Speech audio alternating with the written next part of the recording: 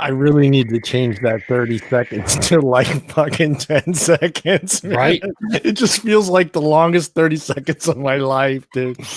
Welcome back, everybody, to another Wednesday You're night muted, live. Tim. You're muted, Tim, which is not bad. But welcome back to another Wednesday Night Live. We got our normal cast and crew here. We got Tom. Say hello, Tom. Hi.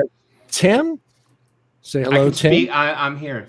We hear you now. And Brian is always with us, and Madison. And we have our special guest, James Jarvis, in no relation to Madison Jarvis. That we know of yet, but we're still working on that. We're waiting for the DNA testing. Yeah, to come back we had them submit a true. DNA test. We've before talked the about show. this. Welcome, everybody. How's everybody doing? Tom, how you doing today? Pretty good. I hung up a light and didn't electrocute myself, so You hung good up. day. It's some electrical work. That's like, even just changing light bulb, I consider electrical work. So that's Oh. pretty good. That's good. Well, I put in a whole new light, so Hold your hand up. You still have all 10 fingers? they're all still there. Damn. No, That's no, good. no flash burns. No flash Nope. burns. Okay, My hair's not curly, nothing. Yeah. great. Tim, how And you doing? Hi, Tim? chat. Hi, chat. Tim, how are you doing? I'm doing fantastically well, sir, for a Yeah. Wednesday evening, and at the front end of the remnants of Hurricane Sally. Oh, Right. are you bunker down? Did you stack up I don't, on I don't line? need. I don't know that that's required in a tropical depression. I'm not shoreline. I'm Atlanta, Georgia. So we're just going to probably get rain. So I'm not even going to mark myself safe. That's just how much of a rebel I am. You should mark yourself safe at Bevmo. Just do it that way. Everybody will be happy. Your Tim's at Bevmo. Everything's good. Mm-hmm. And Brian, how are you, Brian? Doing pretty good. Got that Washington D.C. Yeah. tan It's Like it's that? still here. still there. It's not going away. Yeah. So this is what happens when I wear sunglasses. This is And what it snows a lot here. yeah, that's So what our happens. recommendation is don't wear sunglasses so the rest of your face matches. Well, Hey. Listen, I'm just happy we don't have hurricanes. All right. yeah, does the sun even show up in North Dakota? Sometimes. Sometimes. Well, yes. I Yes. mean, Okay. All right. we get 5 minutes. It's cool. And Madison, how are you? And there's Mark, our spotlight guest. Hello, Mark. How you doing, John? Good, Hey, Mark. Mark. How you doing, brother? And Madison, we'll get right to you in a second here, Mark. We'll let you go. We'll let you start. We'll let you start the show. How's that? No, All no right, I have pressure. no idea what I'm gonna say, but No, you Yeah, know what go. you're gonna say, brother. All right, Madison, how are you tonight? I'm doing good. I had my unpaid day off and I binge watched Lucifer and anime movies Yeah. today. Lucifer. How about, don't spoil the ending for everybody. Yeah. I'm only on season 4. Okay, we won't say So- nothing. We won't say nothing. Hey, Mark, how are you doing? You're going to be our spotlight guest tonight, man. Are you excited? excited and a little bit intrigued. I have no idea what I'm doing. Just have some bourbon, you'll be fine. Yeah, drink some bourbon. And of course, we have our special guest, James Jarvis. He is, I want to get this right. I'm going to get it wrong because that's what I always do. What was it? I lost it now. I'm sorry, guys. President, Yeah, president of, I don't have the link. up. Ohio. There you go. President of Ohio Vaping The Ohio Vapor Trade Association. Trade Association. I'm sorry. What Tom That's said. okay. Yeah. What Here. exactly? Finally, I can say what Tom said. Yes. You can just do that right there. Right there it is. How are you doing tonight, James? I'm doing wonderful. I'm glad to be here. Thank you guys for having me on. Yeah, we're glad to have you on, and it should be fun getting some of our questions answered from you. Oh, great. Yeah. Thanks for We're that. going to start the show with news, but we're going to go straight to Mark because I know Mark's a little nervous for being on here. You don't have to be, Mark. You know me. We love the same music. We vape. You got this. No problem. Yeah, I know you and I know Tom. Yeah, Everybody you else, know I Tom. know a little bit of Tim. That's Yeah. it. Everybody knows Tim. Tim's quick on the Zample Box family page. He's been a lot of help. That got weird for a minute. No. See, don't go there. Don't go there. So Mark, tell us your story. Were you a smoker or a chewer, and how long you smoked? I was a smoker from age 14 until I want to say 52. No, 2013. About 51. So I was smoking 14 to 51. Towards then, I was at a pack a day. I started vaping for the dumbest of reasons, actually. I had a Ford F-150 truck. Took great pride in the truck, took care of it. Flawless, right? One problem. When I went to trade it in, I had smoked in the truck. Dude was like, yeah, even though it's a beautiful truck, I'm going to give you about $1,500 less than what you would have gotten if you hadn't smoked in it. So they took $1,500 off the value of the vehicle because you smoked in it. That's crazy. Unreal. And a part of that might have been showmanship on the dealership side of it, but I kind of did a little inquiring, and it's not uncommon to get knocked down kind of hard if you smoked in the vehicle. So didn't like that. Said, "Oh, I'm gonna quit this." Co-worker of mine gave me her husband's. He had like a little ego pen, the little C5. I think it's C5 cart, right? And that's C5, yeah. That was how I got started vaping. And then I kind of ran in the Example Box purely by accident. I bought like my third device. It was a Sigeli. I can't even remember what it was. But anyway. You were buying stuff like crazy for a while there. You were buying. I had some help with that, John. I wonder who. I apologize. Tell your wife I'm sorry for all the purchases that were made during that time period. But do you remember that first juice that kind of, because we all kind of have to kind of find that one juice that kind of gets us over the hump. We kind of put that pack of cigarettes away. And do you remember that first flavor or company that kind of got you over that hump? It was Kilo and it was cereal milk. Oh, cereal milk, Kilo. Yeah, you do. I remember you did like pretty much all the Kilo lines, right? Yeah, I've had just about everything from Kilo, and every time they release something new, I go buy it. You go buy it. Yeah. Loyal guy. I like it. Yeah. And that flavor was the one that just kind of. When did you notice you put the pack of cigarettes away? Because I know most of us kind of did both for a while. Some of us that had great willpower kind of just said, no, I'm done, and went to vaping and never touched a cigarette again. But was that flavor that you kind of just didn't touch the cigarettes anymore?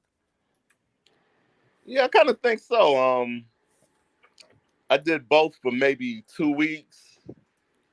And that was like right before they had like their last real big hike on cigarettes. I remember waking up seeing that, going to the Circle K by my house, buy a pack of smokes.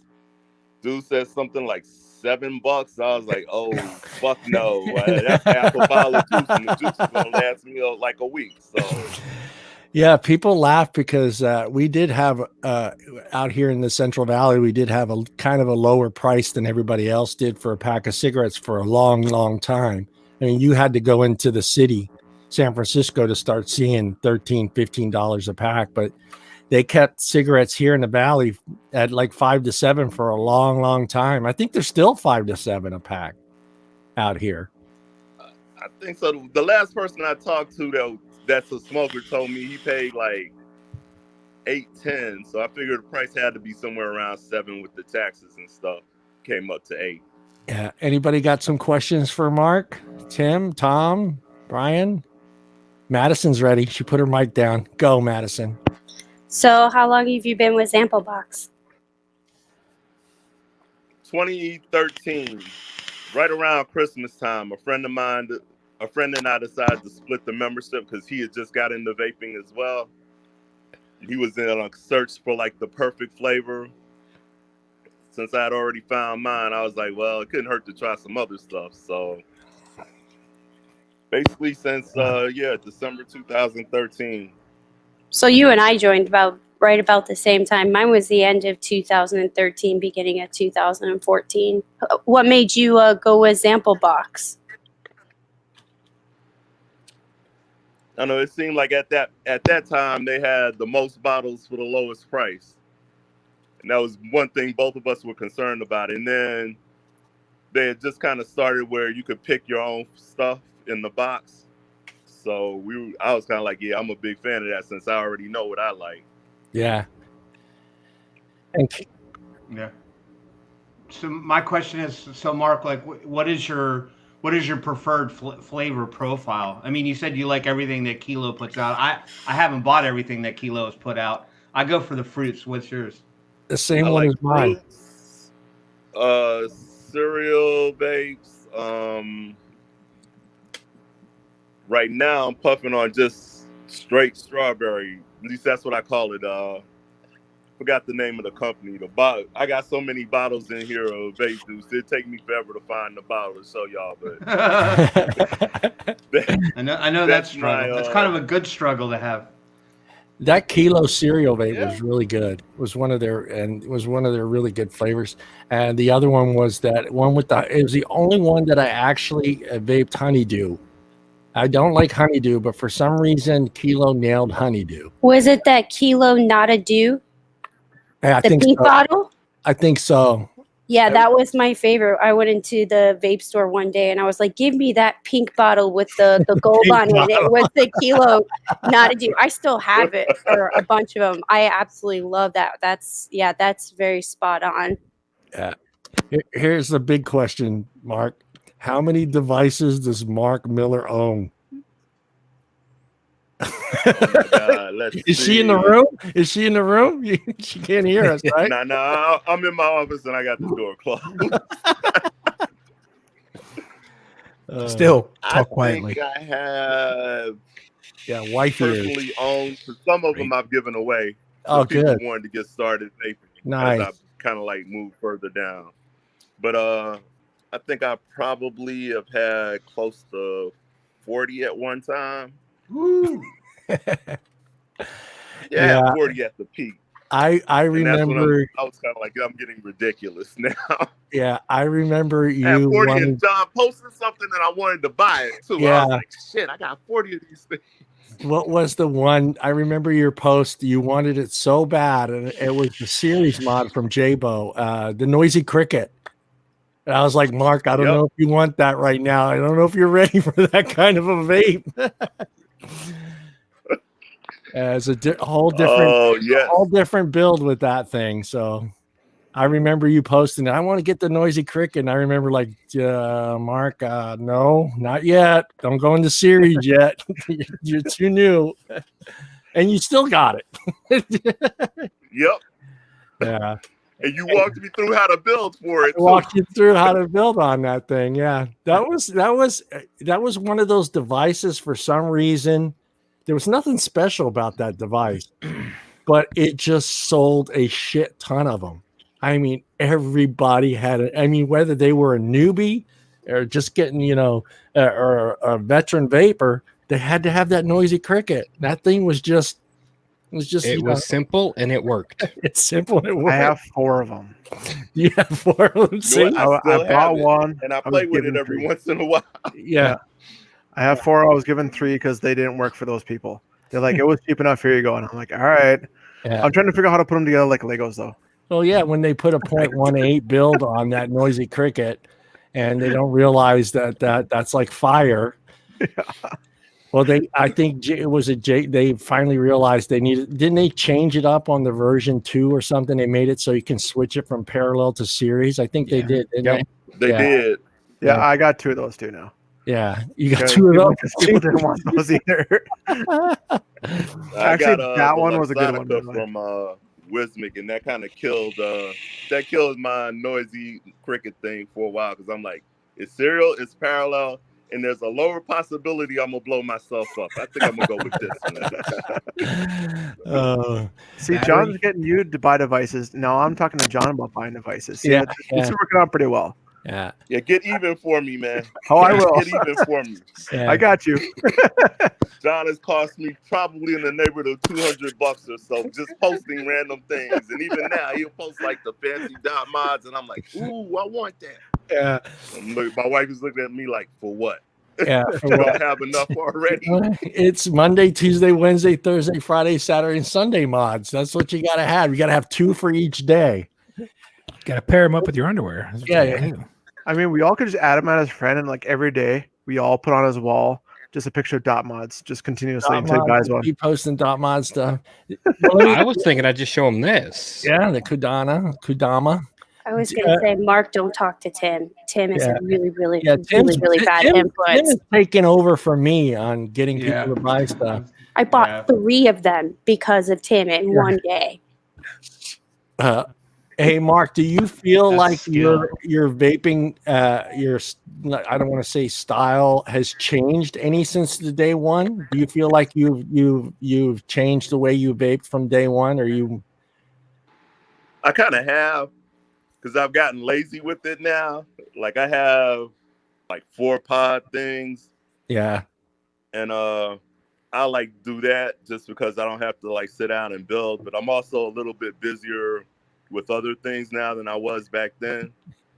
see, RB MK2. I don't even know how to say that. We wear different clothes each day, so you might as well have a different mod each I mean, day. there's always logic behind our Yeah, buying there's always- practices in vaping. I mean, you can always make it relative. You Yeah, got to accessorize, It's right? like I need a gallon of milk in my fridge. I need a vape mod. yeah. The same, you know what I mean? They everything's hand in hand in this realm. Do you I'm feel more like like when there's something new breaks, I gotta have it. you got to have it? Do you feel like have made like we've all probably everybody on this panel has made a transition from mouth to lung to direct lung back to mouth to lung, and now kind of all of us are like both during the day. I know Tim does. Probably everybody else does. Has a mod and a pod system pretty much all day with them. But have you? Well, actually, you said you had a bunch of pod stuff. So, do you feel like you're using the pod stuff more than you are the direct vapor stuff? I am. I You are. break out the RDAs and the more high powered mods when I come back from Bevmo with that fresh bottle of Yeah. bourbon. Yeah. When you make the Bevmo trip. By the way, bottled and bond is like the best thing ever in bourbon. At least I it is think- to me. I think Bevmo should just have a vape shop in there. I think they should combine the two where you can get your vape and your alcohol at the same time. That might actually make me move to California. Maybe. That's a fair statement because they sell cigars. They sell cigars in there. That's right. I was just going to say they sell cigars there. Are you by any chance, are you vaping any Nick Salts now? I am. You I are. am. In fact, the strawberry thing is a Nick. vape salt. And where are you staying as far as your levels? 25, 50, 35? I am like 25, You staying at- 35. I did 50 once, and I think that night I posted it on a sample box. Like, yeah, John's right. There's no reason you need anything more than like 35. And it's funny because I'm trying to find the stuff I had here. These are both. This one they said was 60, and it's the what is this one? I don't know. It's that fucking company that makes the drinks. Bang. Bang. They said this is 50 and this is 50, which is the Puff Bar one. And this thing knocked me on my ass. I could not vape this thing because I was getting that Nick high every single puff. And I was like, because I was trying to do, I stopped. I'm not doing that. I was going to review quick gas station disposables to help people in case their batteries ran out. And I noticed that I was getting really sick doing it, so I stopped. I'm not doing it anymore. I just don't know how I feel about the Bang getting into vape. Yeah, exactly. Well, I saw somebody posted something on the group the other day that was, or I think it was our group, some vitamin vapes now. Those things are popping out. Yeah. So I mean, it seems like everyone's kind of going down that aerosolization of their products and stuff. Well, Bang, whoever's making this for them, knocked it out of the park because this was $12 and it lasted me 3 days. This was $12 and it lasted me 10 hours. Yeah, I think my problem with those is two things. One, I don't need a Nick salt in that high of a milligram because even if I need to kill a craving, I can go half of that and be fine with it. So that's my first knock on them. My other knock on them is that I lost my train of thought, but I had one other. The cost effectiveness of it, right? Yeah, Because I mean that's always something that we laud as vapors. It's like, oh, if you switch to vaping, you're going to save money. That's a debatable topic depending on your vaping style. But I just can't see somebody, substantiating that cost. I mean, if that one's going, what you said, the puff bar lasted you a day. The puff bar lasted me barely 10 hours. Okay, right. So let's just say someone that's the only thing they could find. That's more than smoking. Yeah.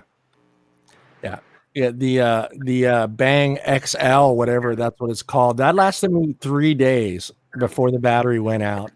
And you know why I started doing that is because I was going on my hike. I thought I packed everything in my bag. When I got to my hike, I went to grab my stuff and I had no juice. So thankfully I turned around and went back to the gas station, and I was like, oh shit, I was in shock because I really didn't pay attention to what was available at gas stations. And I was just like, wow. I mean, this store had everything you can imagine. With your two different disposables, when you open them up, what did the packing look like? Did they have like a little rubber piece right here on both of them? Yeah, both of them had rubber pieces on it. Yeah, this one just doesn't have them anymore, but they had rubber pieces on. This one had it just on the mouthpiece, and this one had it on both the bottom and the top. Okay.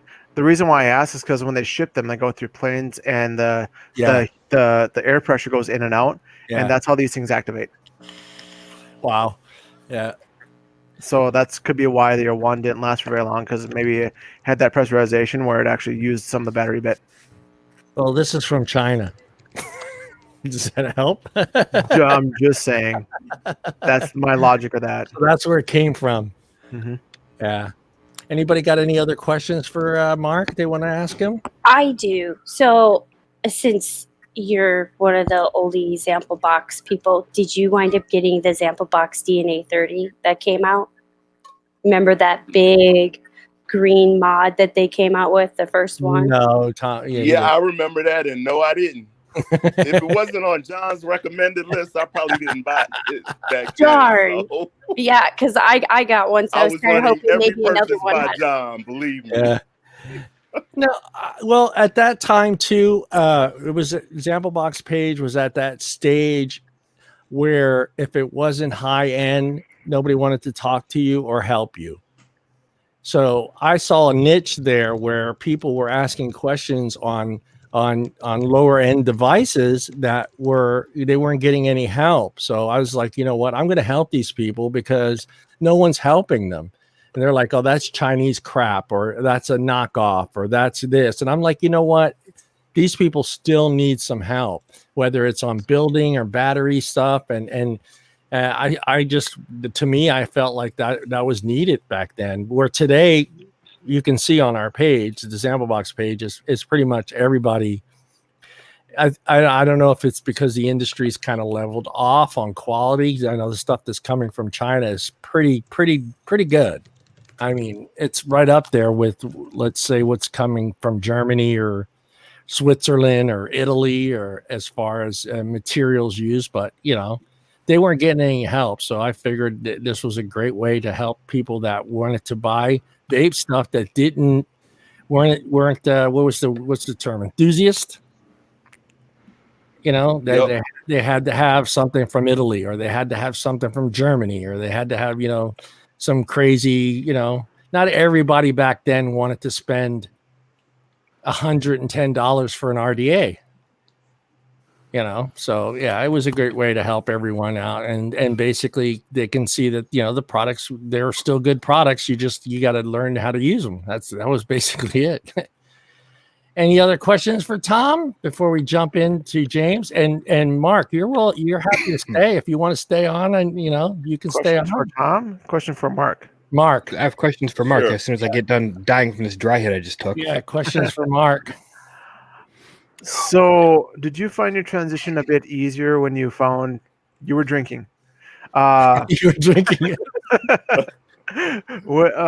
Did you find the transition a bit easier when you found out like really how to run your devices a bit smoother, or did you have a lot of trial and error with that?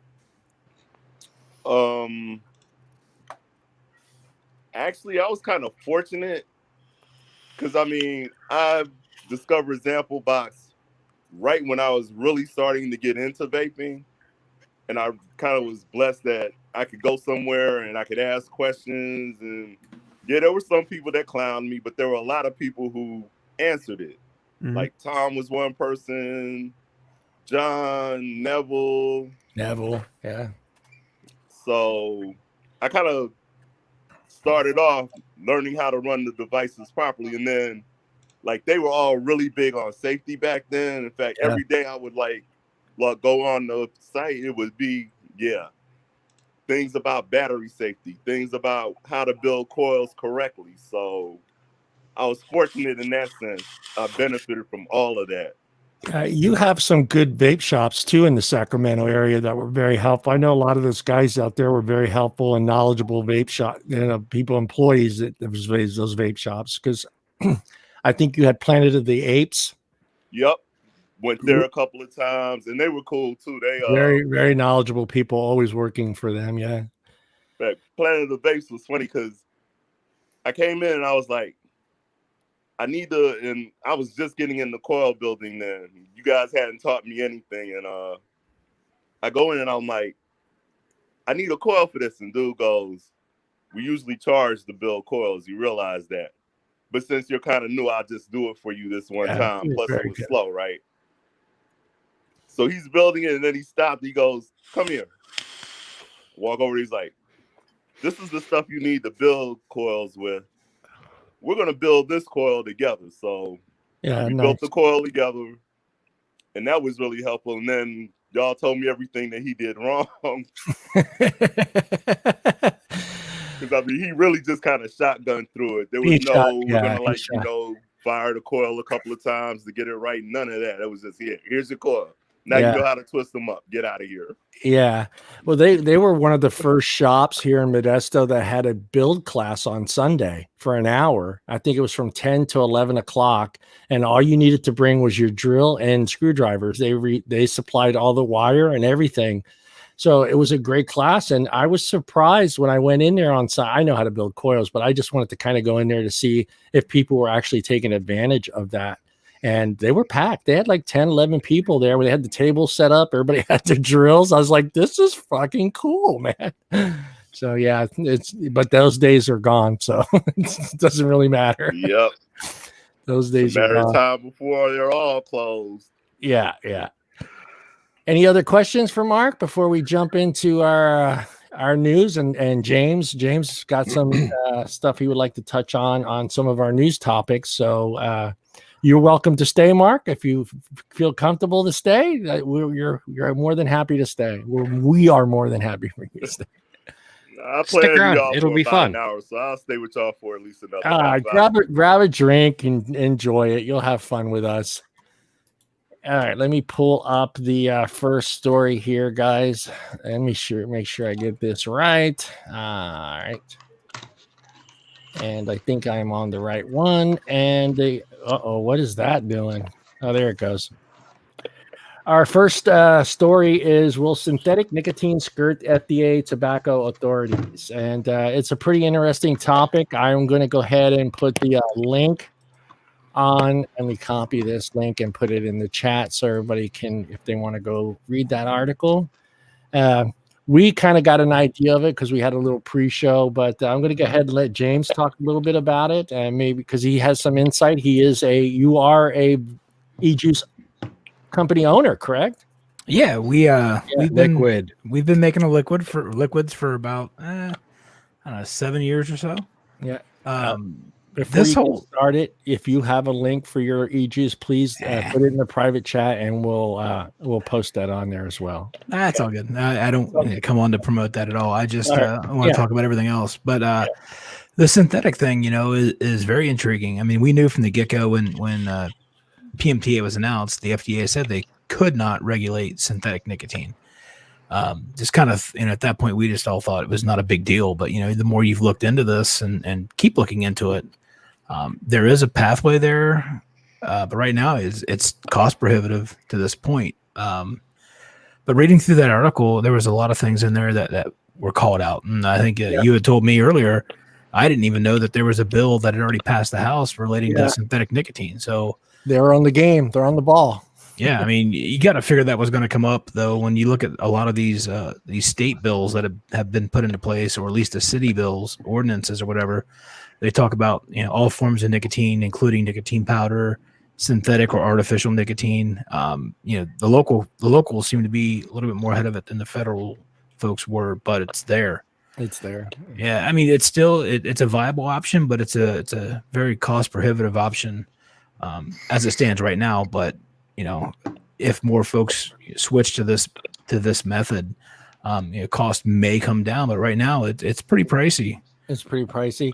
I wanted to ask, because when we were talking about that earlier, I'm trying to think if I vaped anything that was synthetic.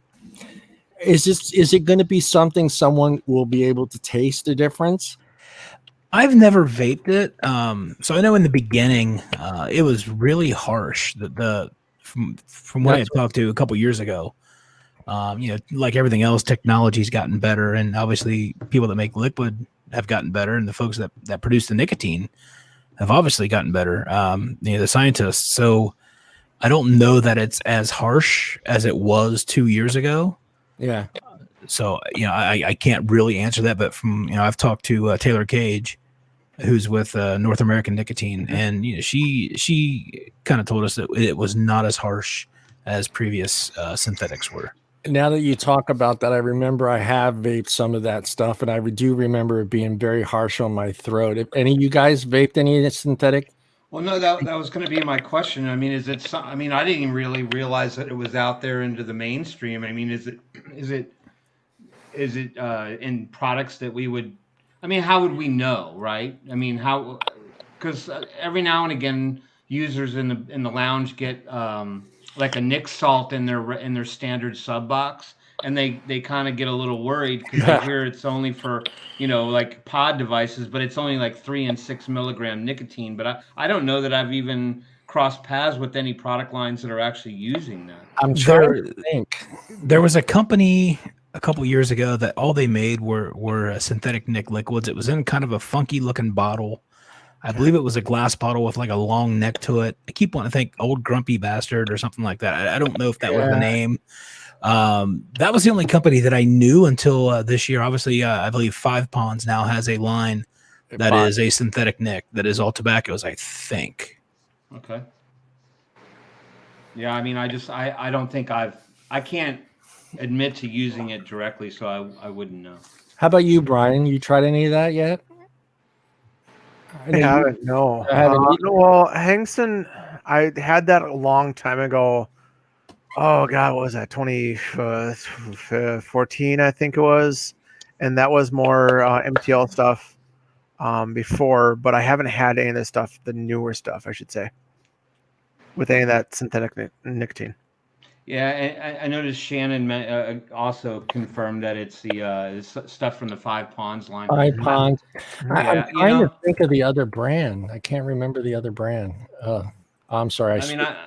Five Ponds tends to be one of those companies where they kind of start to exceed my tolerance for purchasing. I mean, I used to get I used to get the Grandmaster all the time because that was like my favorite vape on the planet.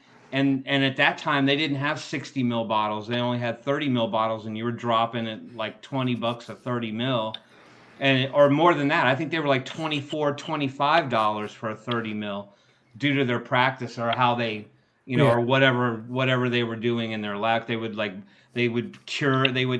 steep it in barrels for a certain amount barrels. of time. Yeah. Well, they were like metal kind of casks or something. But at any rate, they were just one of those companies that I was like, all right, I can't afford to buy this all the time. I mean, especially as fast as I was burning through it. So now they're at 60 mil bottles for a better price, and they redid their bottles again, and now they're down to like 18, I think, for 60 mil. But even then, I'm like, I remember all the rage was the Castle Long Reserve, which they aged in oak barrels for a while. Yep. And that was like $47.50 a 30 mil. Oh yeah. Oh yeah.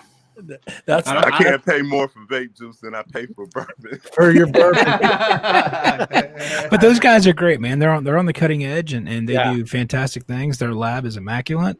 Yeah. As people, they're great people. They're great spokesmen of the industry, and they put their best foot forward. Yeah. And they're cutting edge. They always have been. Yeah. Reading the rest of the article, and it says here, let's see here, synthetic nicotine could be regulated as a drug rather than a tobacco product, a far more expensive and extraction process than tobacco regulations. Yeah, I think what I got out of the article though is that it's kind of getting thrown to the wolves, because they're saying that if the FDA decides to come in and regulate it, then it would end up being kind of tethered to the same standards that everything else would be, and they would actually regulate it as a tobacco product, even though it's not. So they were kind of unsure about exactly what direction it might go. But I think the bottom line was they said that they're not going to try any fancy stuff to try to skirt the process. They're not going to try to intentionally skirt the process. Yeah. Right.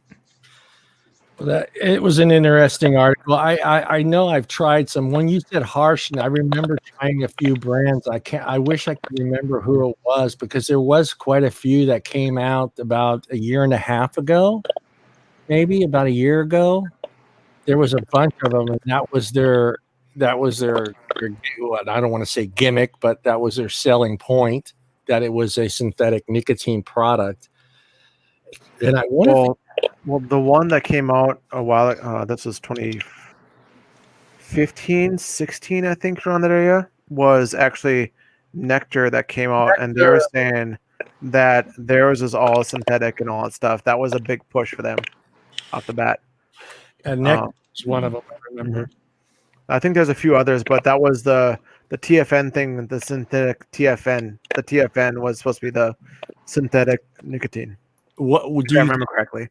Can you look on that bottle, and does it say the not the distributor, but the still where it was produced? The fat air. What do you call it? The distillery. Distributed by SQN La Habra, California. I can't remember. Because I want to say Naked was the other one that I think I remember. Naked. I'm not sure if it was Naked or not, but I remember them. I think it was them that had another one that was a synthetic nicotine-based product from. Let's bring up the second. This one's. I go ahead. Who's talking there? Oh, I was gonna say. So I'm looking. I googled maybe some of the companies. It looks like Coastal Line possibly was another company that used synthetic nicotine. And boy, is Coastal a hit on Sample Box. Mm-hmm. All right, let me get this second screen pulled up. I thought this was I mean, it doesn't. Do you think this could affect us in some way, James? With them protesting and trying to get vaping products back into India? I mean, at this point, everything's going to help us. Everything's. I mean, we have to start thinking globally, and we have to start doing these types of protests and outcries together. Because one's just going to help the other, and us being the leader of the free world, as we are, I think we need to be on top of any and every country that's protesting and supporting. Yeah. I mean, that's the thing too. Any news, anything that we can get onto the news and actually, hopefully this is something that actually makes the big news somehow, CNN, MBN, I can't even name them all, but you know what I'm talking about. Right. Actually have that kind of headline, I think maybe open people's eyes a little bit, but I was shocked by the numbers though. That kind of shocked me. Yeah, it's unreal. I mean, even if you $7,000 fine. Or jail time. It's crazy. If you go back and watch A Billion Lives, I mean, they talk about some of the just absurd fines for these countries, the people that are bringing in vape liquid. It's unreal. If you read it, well, I'm not saying nobody read it. I read it, but the real big point that I think the U.S. market, or at least the politicians, or us as vapors, if we're going to push a story like this around, because it will help us, is how much they highlighted the fact that the ban has really not done. It's widely ignored. Like the enforcement is widely ignored, and it doesn't matter. Everyone's gone to the black market to get whatever they want. So it's not slowing anyone down, and people are still vaping like crazy over there.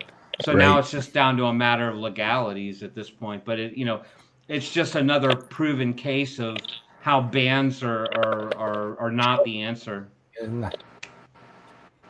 Yeah, I mean, I don't know how they would even with say a full ban here in the United States. I mean, how they can't ban anything coming in from China. How do they know? I mean, what the company would have to do is just don't put the name of the company on there. It's not smoke. It's not from smoke. It's not.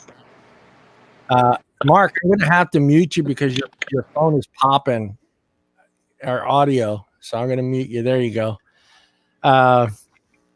Yeah, I mean, it's almost in virtual. I don't know. I'm sure it's just as bad there as it is here, the mailing service. So look at the names of the countries. They said right there, Mexico, Thailand, and Brazil are. It's almost a mirror case. All these places that tried to shut it down, everyone's just going right out and getting it anyway. So the same thing is going to happen here. We're all going to go under the covers, and we're going to find a way to get what we want. And while I agree that there is risk in that, because the people that may not have good connections or safer sources to go to, those are the ones that you truly risk, right? Because there's no regulation. But I think it's just a mirror of exactly what would happen here if it got to that point. What was the country that I don't know if it's the president or the general, he was going to shoot people? Philippines. Philippines, yeah. That's insane. So I have a couple of friends who are from India that I work with, and they go back home to India quite often, and they're vapors. And when this passed, a couple of them had to travel back home, and they actually got their stuff confiscated as soon as they got to India. And a couple of them just decided not to bring it, but a few of them were telling me their friends back at home in India went back to smoking because they just didn't want to deal with the issue.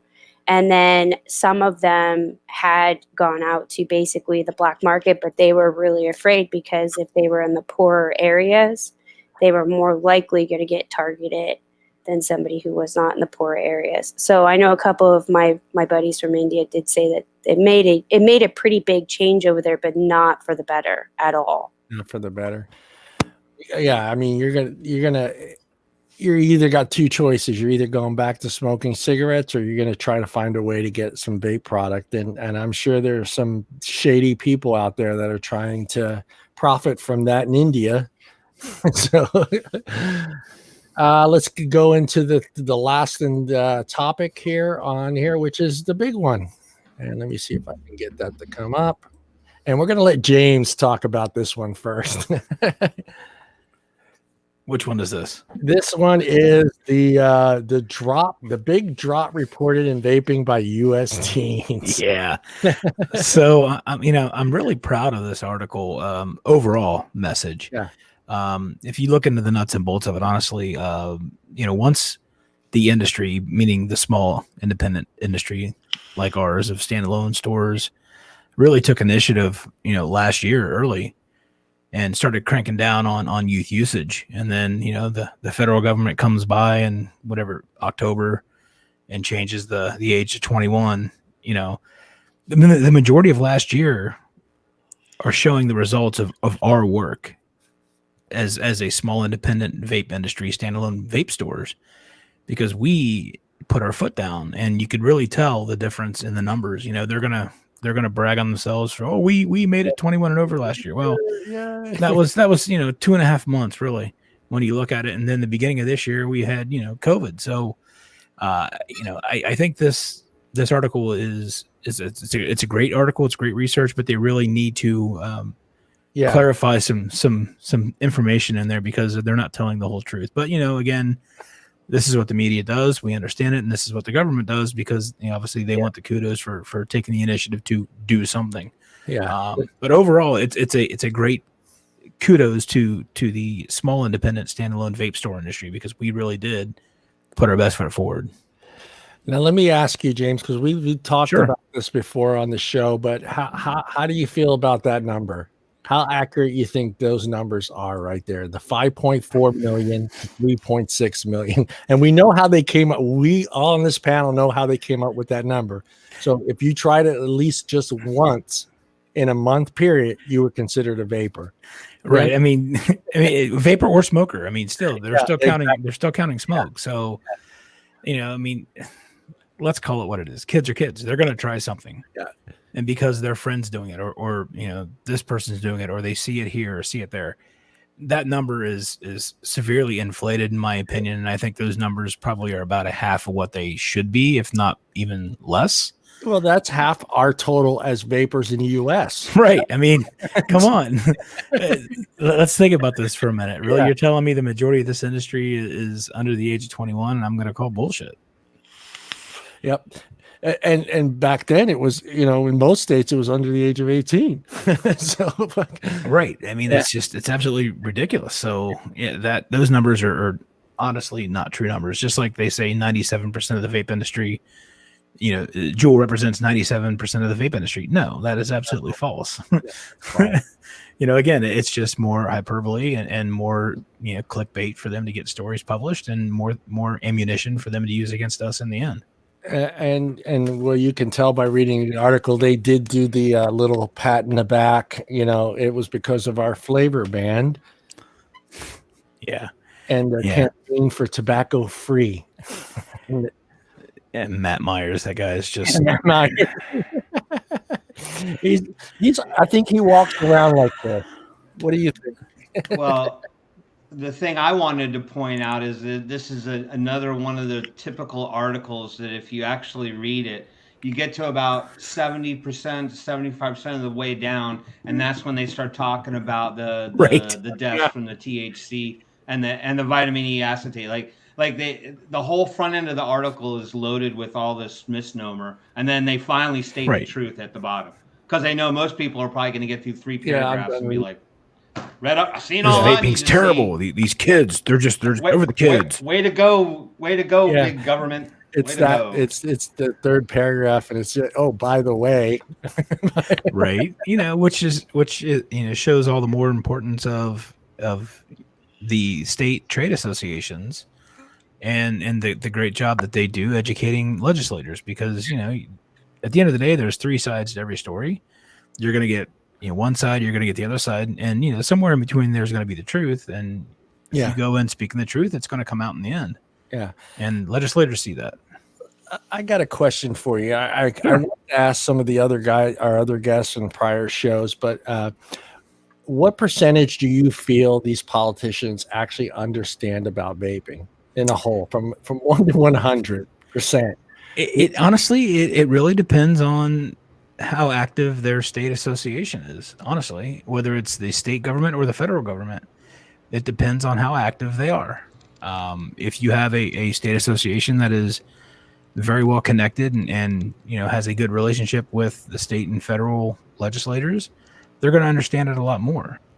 If you have folks that are more reactive and only reach out whenever there's a problem, all they see is negativity up until that problem starts. So it really comes down to the education piece and the groundwork that has been done prior to, these articles airing. And, but then again, you're always going to have your people that are 100%, we got to save the children. And, they oftentimes get funding on the backside from tobacco or pharmaceutical companies, and they're never going to listen to anything because they have their minds made up. But I would say from where we started, 6 years ago to now, I'd say there's probably at least a good 65% of the legislators that understand vaping now, at least a lot more than they did. Yeah.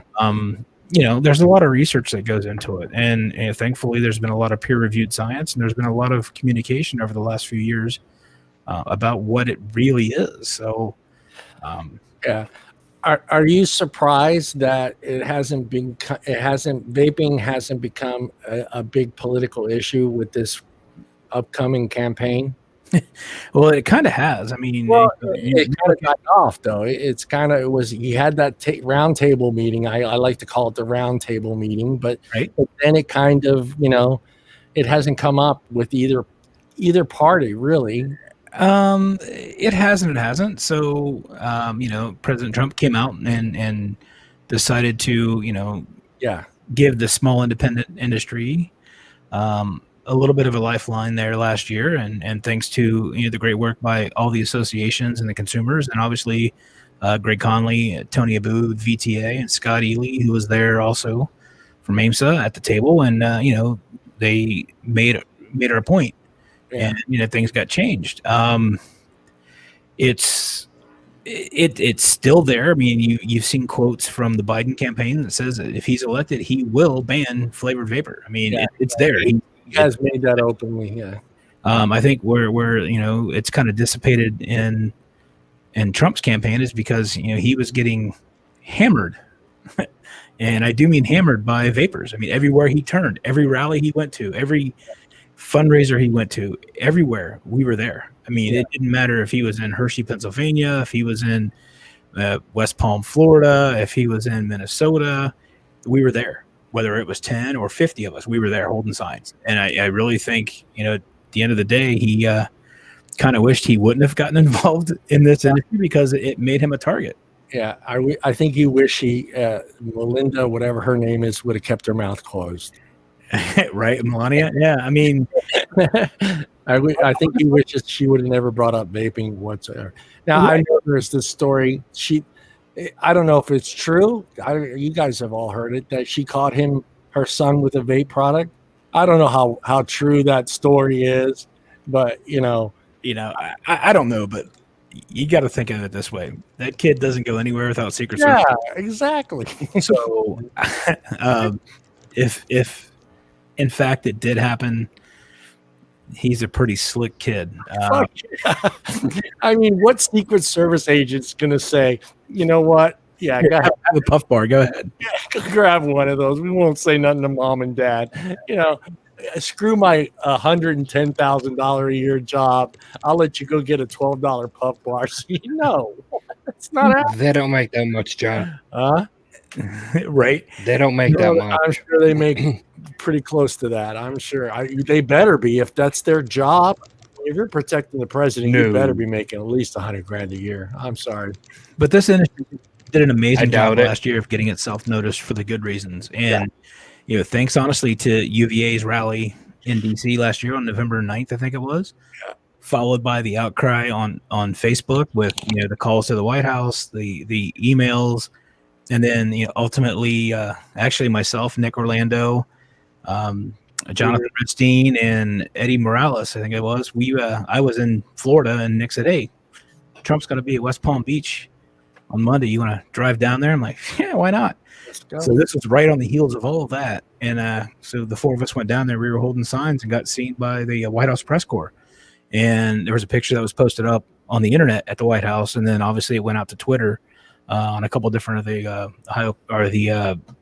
White House press corps pages.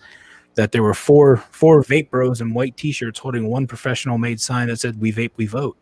Yeah. And again, he couldn't even get away from it at his house when he wasn't, doing the politics thing. We were in his face 24/7, and then ultimately, on New Year's Eve, he came out and basically gave us a lifeline. And I think it was around February. I think it was February.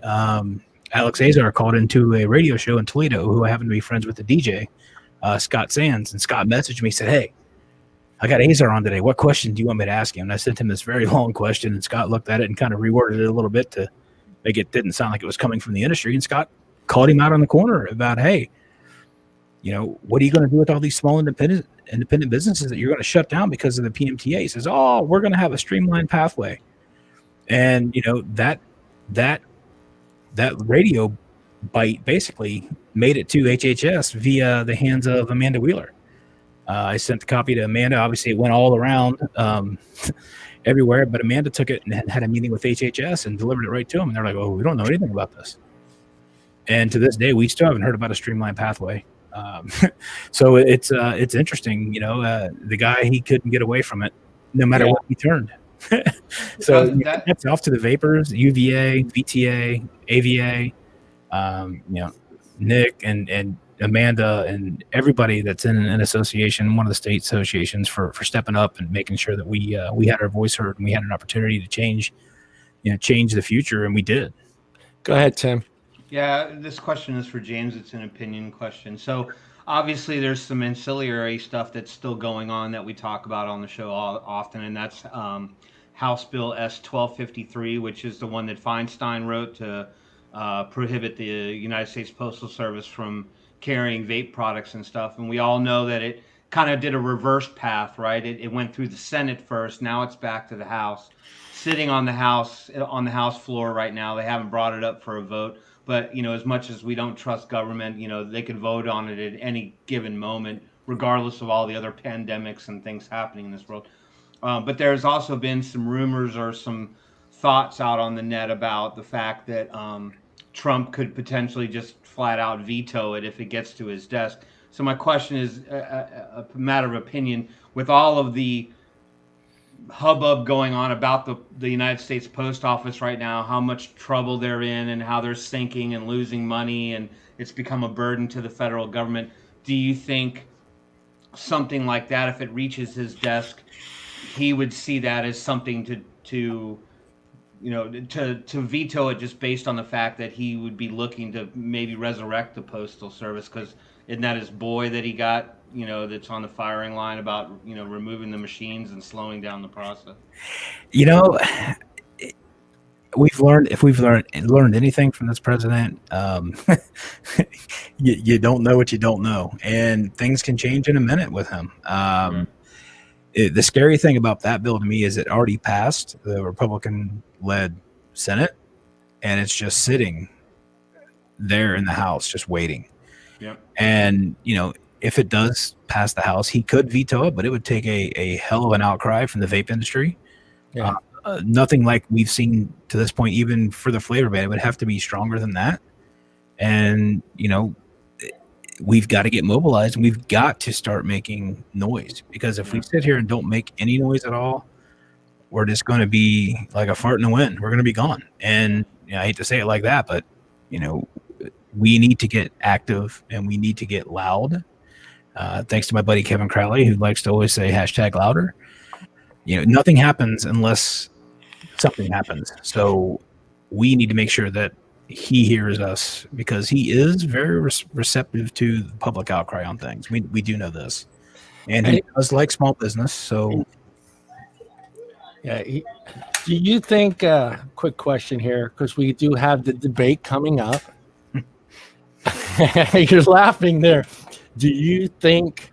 What are the chances that we are going to see a vape question in the debate?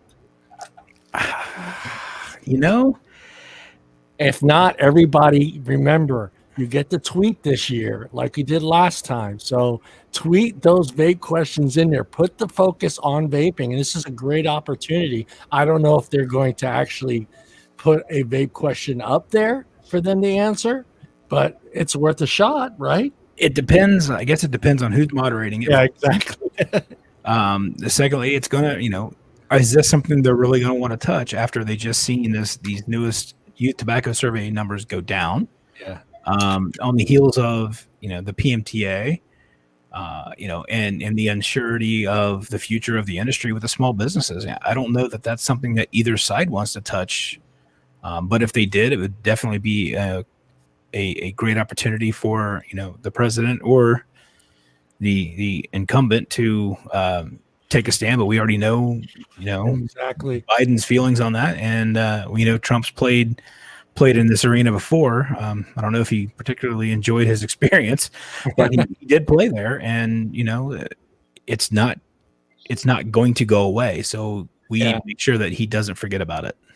I think there's a 50-50 chance that a vape question is going to be thrown up there. I kind of feel like it's going to. I don't know if it's going to be the Karens of the world that throw it up there, anti-vaping question up there, or if it's going to be one of us that is pro-vaping that gets their question. But more than likely, it'll be the anti-vaping. What is your basic question? What is your stance on vaping? I think it needs to be more than that. I think it's got to be a question like, with all the recent articles about vaping, whether it's good or bad, we've seen that it's changed the lives of this many millions of people. And what is your thought about eliminating a product that could potentially save 40 million people? I mean, I think that's the way the question has to be raised. Yeah. If it's just going to be thrown out there, there's been a bad epidemic and these kids are using it and this product is unregulated, which is BS now because we are under the FDA's authority. That question could go badly very quickly. So I think it's the way the question is phrased. And if anybody gets a chance to go on and ask a question, please tweet a question. Please reach out to somebody if you're unsure what to ask. Myself, Nick Orlando, Amanda. I hope they have some sort of push for that. I mean, that's something that we should have, tweet it. Hey, throw out this question, get it out there. Cause they did it in the last election. They actually took tweet questions. I'm not sure if, a vaping tweet question is going to get out there, but I think if we have, 6 million people tweeting the same question, I mean, it's going to be hard for them to avoid that question. Right. And I think it's the way it's worded. It's the way it's worded. Right. And then it's also, the person is screening the questions. Yeah. They could literally look at the same question written 7 different ways and throw out. Take out a word here and there. Well, that was going to be kind of my question is, so who regulates what questions come from Twitter to ask the people? I don't. Probably the network. And then president, it might just be a drop in the hat and pull one out. Who knows, right? If it's the network, we're dead because no network is going to, other than maybe Fox. But I don't think the debates are on what channel. Tom, you're muted. Tom, we'd love to hear what you have to say, Tom, but you're muted. Yeah, get off the cheese. Wrong mute button. Sorry. The moderator for the first debate is Chris Wallace from Fox News. Oh, so we got a shot. We have a shot. We got a shot. We have a shot, but that would be a great question for somebody to bring up to Paul Blair. Yes, Matthew, Elliot, push that as well. That'd be a great question for Paul because he could probably get it framed the right way to where we could all tweet it and possibly have the right outcome, or even Tony Abood or Greg Conley with VTA or AVA. Yeah, that actually would be a brilliant idea, is to maybe start scripting thoughts or questions now and then have someone put it into a wording block that we can just, then we'll get pegged as being bots again, right? Yeah, you're all look, the bots on Instagram are trending. They're all asking the same question, and we all put not a bot in our friggin' names or in our descriptions anyway. Apparently they didn't get the memo.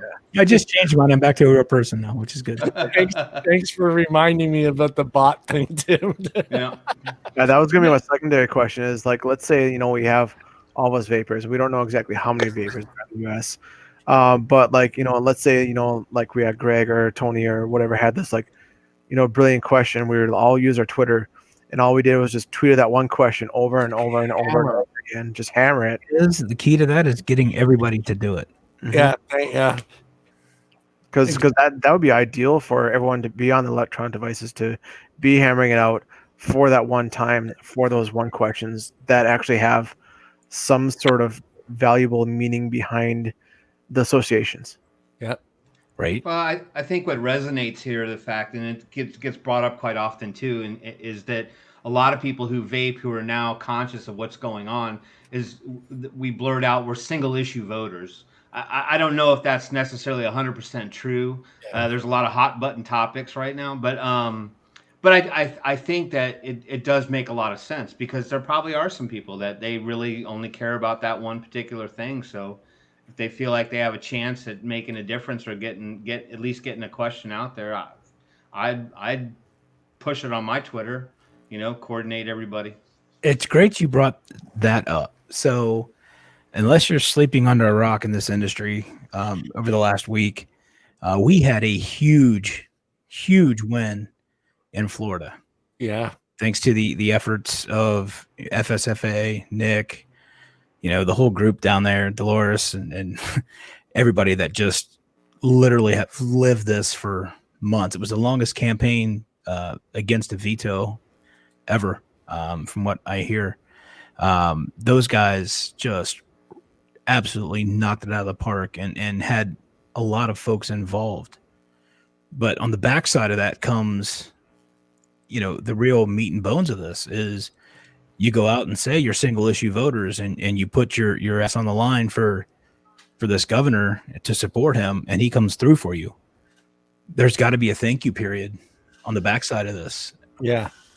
And the way that we can do that the most is by helping Florida Smoke Free. They have, I put the wrong link in there.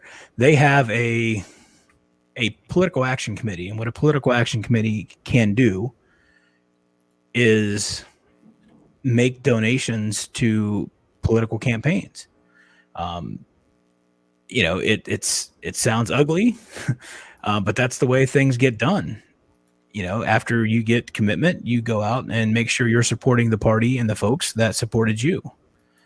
And I think right now, with the importance of what's going on in the vape industry, for one, and two, what just happened in Florida, I think everybody needs to go to this link that I just put in the chat. Okay. It's the Florida Smoke Free Defense Fund. Every $5 or $10 is going to help, because, these politicians and, representatives, they put their neck on the line to save this industry. And there's no better way to reward them. And then, after it's all said and done, to let them know that you support them by them getting, a donation from their favorite vaping organization, in Florida. So whether it's Florida, Ohio, Tennessee, I know all three states have PACs, but this one right now, to me, is the most important thing in the world. And I'm a member of Florida from Ohio. I'm very active down there. I've got a lot of friends down there, some family down there. And these guys worked tirelessly with VTA. They hired a PR firm. Jennings DuPriest was amazing.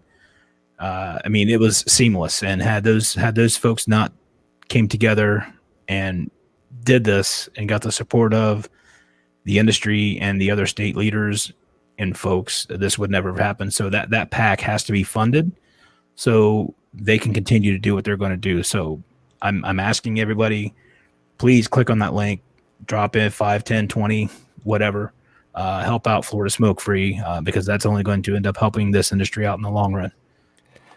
Do you guys see that link in the private chat? 'Cause I don't have it in there. I put it on the chat, actually, on the YouTube channel. On the YouTube channel. Okay. I'm sorry. Yeah. I dropped it in there. I'm on both screens, so I'm able to pop that. Yeah, me too. I see it there now, but I didn't see it. I thought you meant the private chat on here on StreamYard. That's why I was all looking through it. I was like, where is it? I don't see it. Sneaky. I dropped it in there. I put the wrong one in first. Yeah. The one that's okay. I make those mistakes. I'm legendary for those mistakes. The one I put in first, actually, was a great new program that was kicked off by VTA through a group they have called the Voices for Vaping. And there is now a consumer membership for VTA. It's $25 a year, and it comes with a lot of benefits. We had $25 a year, right, for a consumer to join this. Yeah, that's the cost of a bottle of liquid, basically. And what's going on is the stores that either members or non-members, it doesn't matter, put up an offer on the VTA's Voices for Vaping site that they honor VTA memberships. And if you shop with them, you're going to get some kind of a discount, whether it's a percentage off of liquid or your total bottle or your total order, or so many bottles get one free. However they want to run their own program, that's up to them. Nice. The consumer gets a membership card via email, or it might be an app. I'm not exactly sure what they ended up deciding on. But one of those two aspects is part of that. And also there's going to be, I think, a login portal for each person, and there'll be updated, information about your state, what's going on in the federal, and then, states around you. So that's pretty nice. When there's calls to action, always before it came from one web address. They've got some new software now called SoftEdge, and it actually generates emails, I believe. It looks like it comes from your personal email to your legislator. So it's a little bit different. It's still a form letter, but you can also add your story into it. So it makes it a little more personable. And again, we know that these legislators, they like to hear the stories from businesses, but they're sick of hearing the business story. They want to hear the consumer story. So that's going to be a huge part of it. And then also, we're getting a chance with this new technology to submit letters to the editor through this. So say, Tim, let's say you join for your $25, and obviously you go buy 2 bottles of liquid and you get your discount, you've paid for it, but you're going through and you want to write a letter to your editor from your local newspaper. You can go on and go to the letters to the editor generator, and you can select up to six newspapers to send your letter to, and there'll be a form. VTA will kind of create the letter, and you put in your own story to it, and you submit it to that newspaper, and it'll hit the editorial section as long as they get it, read it, and publish it. But it's going to go actually to the editor, which is fantastic, something that's never really happened. So that's pretty exciting. And I'm proud to say myself, Nick, and Amanda were 3 of the folks that helped write this program. We put a lot of work into it, a lot of care into it, and we want to make sure it's a success. And VTA launched that website today, and I put the link in there. It's Voices for Vaping. Pop on it. Yeah, I'm trying to find it on there. I'm making sure it's on there. It started today. It's up there. Okay. Yeah, and there's going to be some other evolving technology with this too down the road, but these are the things that we wanted to get up immediately. And hey, James, can you put that link in the private chat here on StreamYard? Sure can. Yeah, and then I can actually have a banner for it up. So I'd like to have that up there. The same situation I have for CASA. Absolutely. And CASA is a great organization. Yeah. The one thing I like about VTA and this individual piece here is that VTA already has a lobbyist in DC. Mm-hmm. And, always before, this lobbyist spoke on the business model and small business and flavors. Now they're going to be representing a consumer in DC, which isn't there currently. So it's just one more way to get our voice heard. And again, if we get more visits with the president, more opportunities to speak to some of those folks in higher ranking, we can actually take numbers from consumers and stories from consumers. And our lobbyists can talk on behalf of the consumer now because we do have a consumer piece. So I just popped it in the private chat for you. I got it up on there. I'm going to put it up on the Facebook page too. It's pretty exciting. All right. I saw that announcement a few days ago that they're coming out with something. I didn't catch what, the today one, but I did send that to all of us a few days ago. I think it was, wasn't it? Yesterday. It's been a lot of labor of love. I know we've had our share of conference calls, and obviously when you get through that, and then you have to wait on other aspects of it to go through, and then the website was giving us some fits, getting built the way we wanted it done, and everything was finalized yesterday, I do believe, and they went live with it today. So nice. I know my 4 locations are offering 15% off of e-liquid. I know there's other stores that are doing different things, but the cool thing about it is you don't have to be a VTA member as a business or a member of your state association. It's open to any vape shop that wants to join and offer something. And, our hope is that the consumer votes with their dollars to shop at stores that support advocacy. Madison, you got any questions for James? So I wanted to circle back to your whole thing. You were talking about getting your questions up on the debate. And then also Shannon's question about Joe Jorgensen. Okay. I think it was Shannon who said it. She Yeah, it was was Shannon. on there. So I guess being on the third party side for my whole life, a lot of this is done by surveys. So usually when debates come up by the network, they start doing phone call surveys and they start doing web surveys on their web pages. So if you know a network is going to come up with a debate, a presidential debate, they're going to ask for like approvals and disapprovals. Now, this is where the whole network really controls crap. So they used to have a threshold of, I think it was like 10 to 15% somewhere in there, that if you had an approval rating favorable of 10 to 15% of somebody likely to vote for you, you could be hosted on the national debate. We hit that actually in the last election in the Libertarian Party, and then they raised the threshold. So networks very much control the content that is being pushed in these debates. Now, if you go to the third party debates, it's not like that because they're usually hosted live on Facebook or something of this nature on a smaller scale, and they will actually answer questions that come up. Now, with these, a lot of times these questions and the topics that they pick and control are based off of these surveys. And I think sometimes some of these surveys have like an option if there's other areas or like things that are coming up that you can put in. So if they're going to see live feedback questions, more than likely they're going to pick on the stuff that hit priority in that survey. So if it's something that we really want to get on there and we see it, I know they call us bots, but everybody really needs to go on the web pages of these networks prior to the debate and fill out these surveys. Because if they start seeing vaping is going to get this hot button, they're going to start asking questions because they're going to think that the majority of America wants to hear about it. And that's the whole point of these debates, is they want to push out the content that the majority of America wants to hear, not specific groups. So they're looking for ratings. The ratings is a big one. Obviously, if it was done fair, Libertarian Party would be on the debates. There would not be a two-party political system, but that's a whole nother topic for a whole nother day. So you're more than likely probably not going to see Joe on there, because of that. But maybe we might that could happen. But the big thing is they do put out these surveys. So if you do get any surveys at all, I don't care if it's DNC, RNC, Libertarian, whatever. That's a good point. Fill out those surveys. You tell them that your biggest hot button, whatever, is vaping. If you have to tell your whole family, you tell them too that that's their biggest hot button, because the more people who say, they'll start to go, wait a minute. 20% of this survey was people wanted to hear about vaping from the candidates. And they're going to go, okay, so this is ranked third on our list. So we're going to start pulling questions on this. So yeah, they probably do have a moderator who is also watching things that are going live in there too.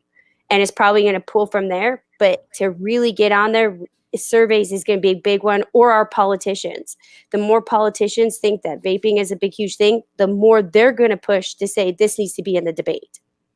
So that's really where it's going to, a lot of times where it usually goes with the debates, the big presidential political debates is off of these surveys. Yeah, it'd be nice. Positive.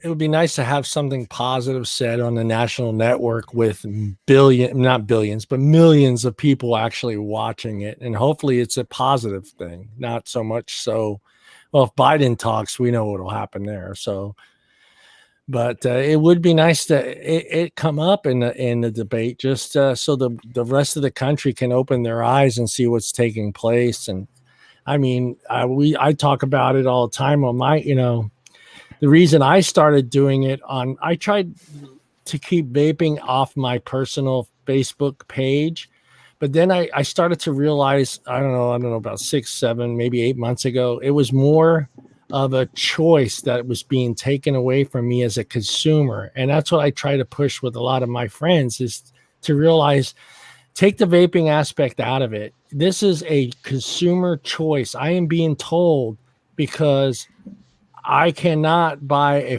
I should not buy a flavored vape product because a teenager is using it who's not supposed to have it in the first place. So I try to tell people all the time when it comes up, even when I'm walking around and people read my shirt, they're like, oh, vaping. And I was like, no, take the vaping part out of it. How do you feel about tomorrow morning, some congressman wakes up and says, holy shit, my son has a $550 a month bill at Starbucks and he's buying flavored coffee. So I think I should ban caramel frappuccinos. What's to stop that? That's what I want people to realize. Take the vaping aspect out of it. You're being told by the government that you can no longer buy something you enjoy and like because a teenager who's not supposed to have it in the first place is buying it. But so now you're not allowed to have that. Give me a break. And with total disregard for most of the proven science that's out right. there that exists. I mean, they're effectively jumping in and saying, well, because of the kids, we can't afford to let you be an adult and make a choice on your own. I mean, if vaping is a low hanging fruit, right, in the nature of the game, right? Let's just say it's an easy target because it's on a smaller scale than some things, right? And we won't get into some of the other topics that I think people know I'm referencing. But I'm saying, but if the government is willing to use a ruse like this to take away a freedom of yours, then it could apply to, like you said, John, literally anything. Anything. Like if they wanted to push that hard, they could get enough people in their court, to sign on to this and advance the agenda, regardless of the resistance that goes up against it. I mean, that's the power that they hold. Well, we had a perfect example of it in New York, where they were told they couldn't buy a fucking 64-ounce soda. They couldn't buy a 44-ounce soda. I'm just like, give me a break. It's my money. If I want a 64-ounce soda and I want to kill myself, that's my business. In New York, you got to buy 3 of them and pay tax on 3 of them. And pay tax on 3 of them. And with plastic. Right. I mean, here's the some optimistic things. There's a lot of good work being done by these states. There is great relationships out there with some of these scientists and doctors. I know Nick has a great relationship with the Moffitt Cancer Center down there in Tampa, and they have lent their research, and it's been very vital in Florida over the past few years. In Ohio, we have a great relationship with Ohio State. And, I'm very close to one of the scientists and fairly close to the other that works for the James Cancer Center. And that has afforded us the ability to work together with them on some vaping studies over the last 2 years. Everything from nicotine levels to bronchoscopy studies. And now there's a new one that they're getting ready to do to try to see if they can lessen the attractiveness for youth using flavors versus adults to keep flavors on the market without impacting youth. So, I mean, there are a lot of good things out there that are being done. And, it's thanks to the support and the relationships that are being built. I mean, even in the media, we're seeing positive vape stories being ran now, whether it's, local, state, or whatever. They're actually picking up the phone and calling us and asking us to be a part of interviews. Before, all they wanted was a quick soundbite to make us look like jackasses blowing huge clouds. So it's really come full circle to this point. And, we are a part of the solution and a part of the conversation, whereas before that was never happening. I mean, hell, I was asked to be a part of a youth, I don't want to call it steering committee, but a youth panel to address and identify opportunities to curb youth vaping. That would never have happened 5 years ago no if way. it wasn't for the work that we have all done and the openness and the relationships that we've built both in the media and in the medical scientific field and with the legislators. I mean, there's so much good in a time that is very, very gray in this industry because of, PMTA and youth this and EVALI and COVID. I mean, there's still a lot of great things and there's a bright future for this industry, but unless we all get on the same page and start fighting for it, it's going to go away. T21 taste buds. That's true. So you must have read that. You must have read the article because that was kind of the funny part of it is, they were talking about taste buds. But Taste buds. I mean, yeah, there is a lot of positive, with the negative. We all thought 3 months ago that PMTA hit, there'd be nobody left. Yeah. Well, this industry, like it always does, took a chance, and thanks to Shar Owen, I don't know if you know who she is, out of Texas, and a few other folks down there created a way for us to start the PMTA process that, limited the expense on small businesses to at least get it started and get us turned in. And then obviously now we have to go through some of the testing, and, there's now going to be a process developed for that hopefully will maybe streamline it and maybe make it more affordable for the small businesses. I mean, I had a conference call with a congressman's staffer 2 weeks ago, and we spent a lot of time talking about the cost associated with the testing and the bandwidth available for the labs, because, they were extremely shocked that there was only, 6 labs that really were accredited by the FDA in the US, and they wouldn't even tell us what those labs were to do this testing. And the fact that, COVID's out there. So pretty much any available lab is really focused on COVID testing. Yeah. And we had, a month left until we had to have this stuff in. So, making arguments and proving points, or making points and arguments on our behalf, has really resonated with some of these legislators and their staff, because the staffs are the ones that really handle the problems. Then they take it to the congressman or the state rep, whatever you're at, and say, hey, here's the issue. Here's the facts. Here's what I found out. Help me either A, make a decision to move forward, or B, help me figure out how to tell this person that, unfortunately right now we can't deal with it. And luckily we've done so much. We've got great relationships with a lot of our state reps and our congressmen that, it's becoming a monthly thing where we're talking to them about something in this industry, and they're starting to learn. And so that kind of goes back to your other question earlier. How many legislators do you think, there's a lot of them, because they are getting educated quickly. And I saw Tom had his hand up. Sorry. Go ahead, Tom. I like to talk a lot, Tom, I'm used so. to being quiet. That's fine. I read an article about the PMTA stuff, and it mentioned some of the names that you did, and it also said that the FDA made it ridiculously hard for the smaller companies to go through the PMTA process and et cetera. And I actually got mad, and I'm just a consumer. You're just a consumer? Okay, so you're the reason we're here. So you're not just a consumer. You're the most important reason that we're here. All right, go ahead. I didn't mean to downplay that, but it was I was just shocked that they would make it so difficult for companies to approve all this. Well, I mean, look at it from their vantage point. So they're used to dealing with 5 or 6 companies, because, they regulate us like tobacco. So they're used to 5 or 6 companies, and these companies are billion-dollar companies. When they announced the deeming regs a couple years ago, they figured they would only get between 25 and 50 applications. They had no idea, and nor did we have any idea where we were going to be at in this whole piece.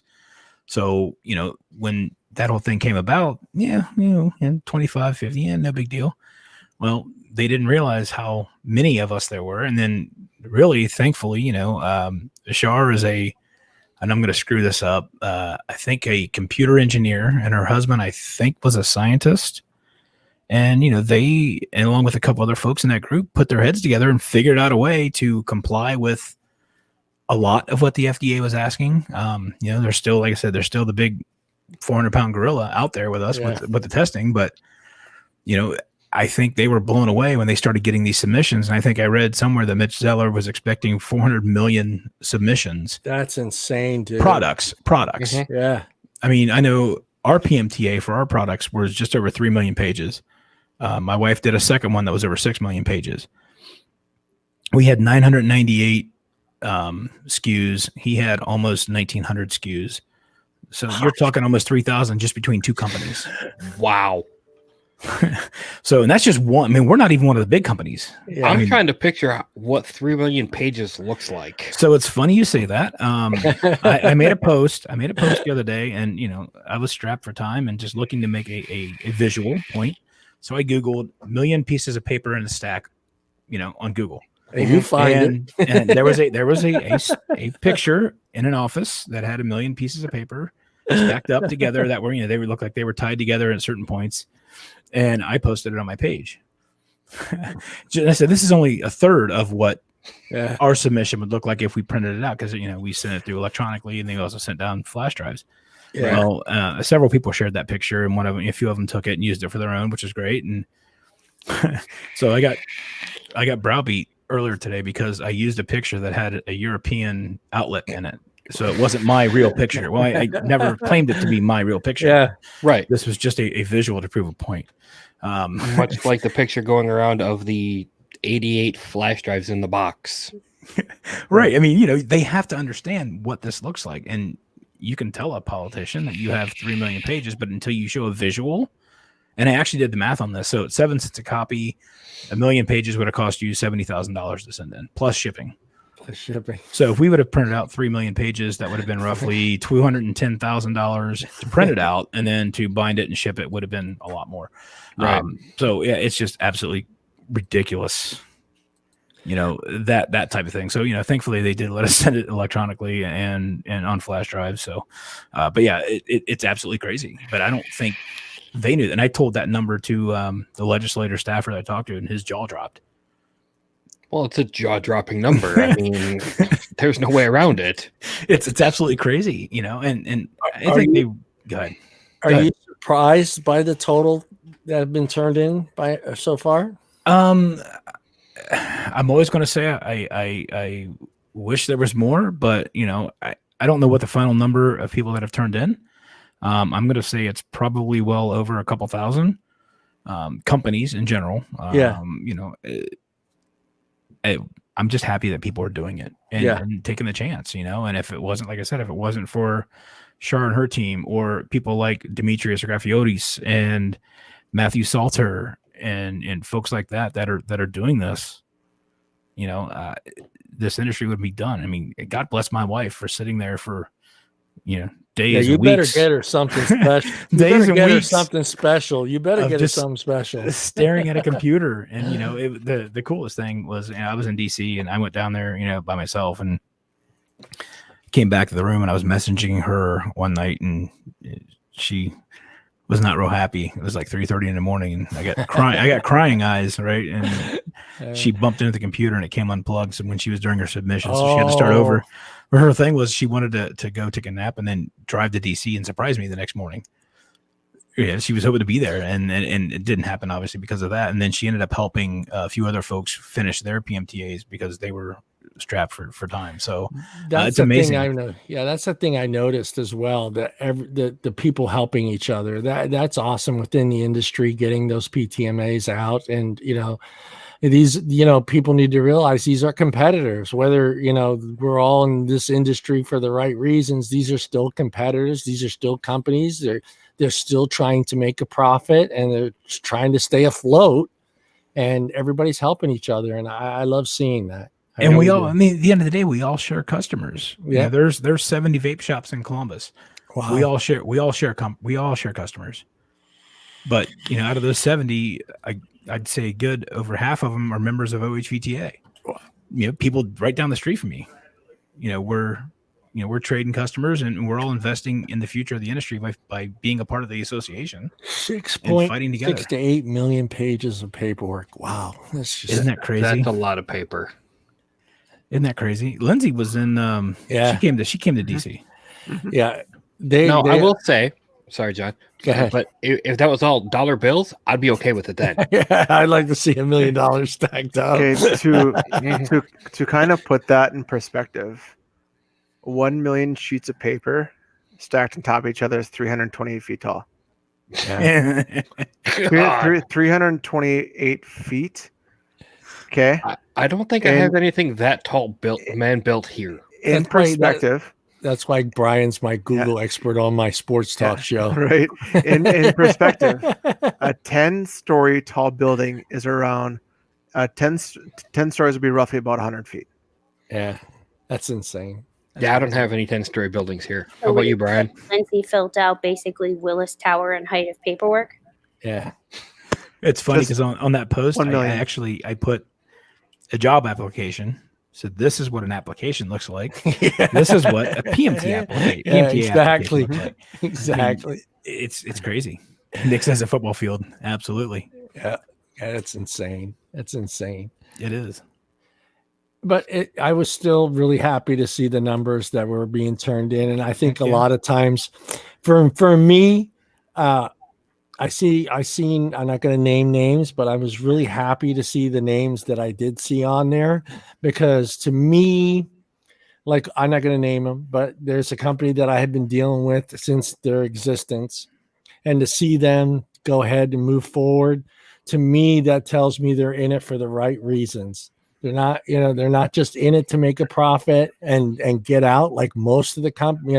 I've been involved in the picture taking portion stuff of it in Instagram. That's where I got started. I was an influencer. I still am an influencer. So I've seen in the last 8 years, I've seen a lot of companies come and go, and I've seen a lot of companies come, make their money, and leave. So the companies that I'm seeing in those lists are making me I'm really happy to see those companies taking the next step and ensuring thousands and thousands of people that are buying their products every day that they still can get, that strawberry watermelon, that, whatever flavor it is, and not having to run around trying to find something that they're going to enjoy vaping and not go back to smoking, because that's the bottom line. I mean, let me ask you, I'm going to ask each one of you, Sure. if everything is gone and your favorite flavor is gone, are you going to go back to smoking cigarettes, Tom? Hell fucking no. No. How about you, Tim? Are you going to try to find another flavor that's going to be available? Well, yeah, I'm going to echo Tom, and I'm going to say H to the N, I don't, that's why you start on this journey, is not to be stymied to go back to something that you were trying to escape in the first place. But if your back's against the wall and I really had to sit there and face the music, of course I would exhaust every avenue to find something that I could continue to vape on. But if it was to vanish, I'm not going to run down to, Sam's around the corner here and just go back to smoking. I would probably have to make the decision. Brian, to just same way. quit. First, I actually want to respond to Nick real quick. He Where's said that Nick? a football field. Oh, Football field is 360 feet. this is not the sports Big talk Ben show. and the Statue of Liberty are about as close as you're going to get. Anyways, This is not the sports talk show, and your Yeah. Vikings suck. I just wanted to put that out there that the Vikings suck. and they lost. And they really do suck. That's actually kind of a difficult question, That's because harsh. if I had all my stuff taken away from me and I needed something for, like what I use my devices for, it's not like for stress. It's like kind of like what I've been used to. It's helped me get out of smoking. Do I think that I have a higher possibility of going back to smoking if all my vape stuff was taken away? I actually think it's possible. As much as I would say no, and as much as I don't agree with it, I think that force of habit would actually force myself to end up doing it. Okay. And Madison, how about you? Well, one, I would probably just get really fat because cravings. So I would Fat and hot flashes all in one night. This is not good. I would get really, really fat. I probably would just smoke more weed. That'd be honest. I was waiting for Madison to go there. I just smoke more weed. I'm like, I know what she's gonna set. do. I already She's know what set. she's gonna That's do. hilarious. Yeah. That is funny. Yeah, I would probably be like Tim. I would probably try to find something that's going to satisfy me and get me over that hump.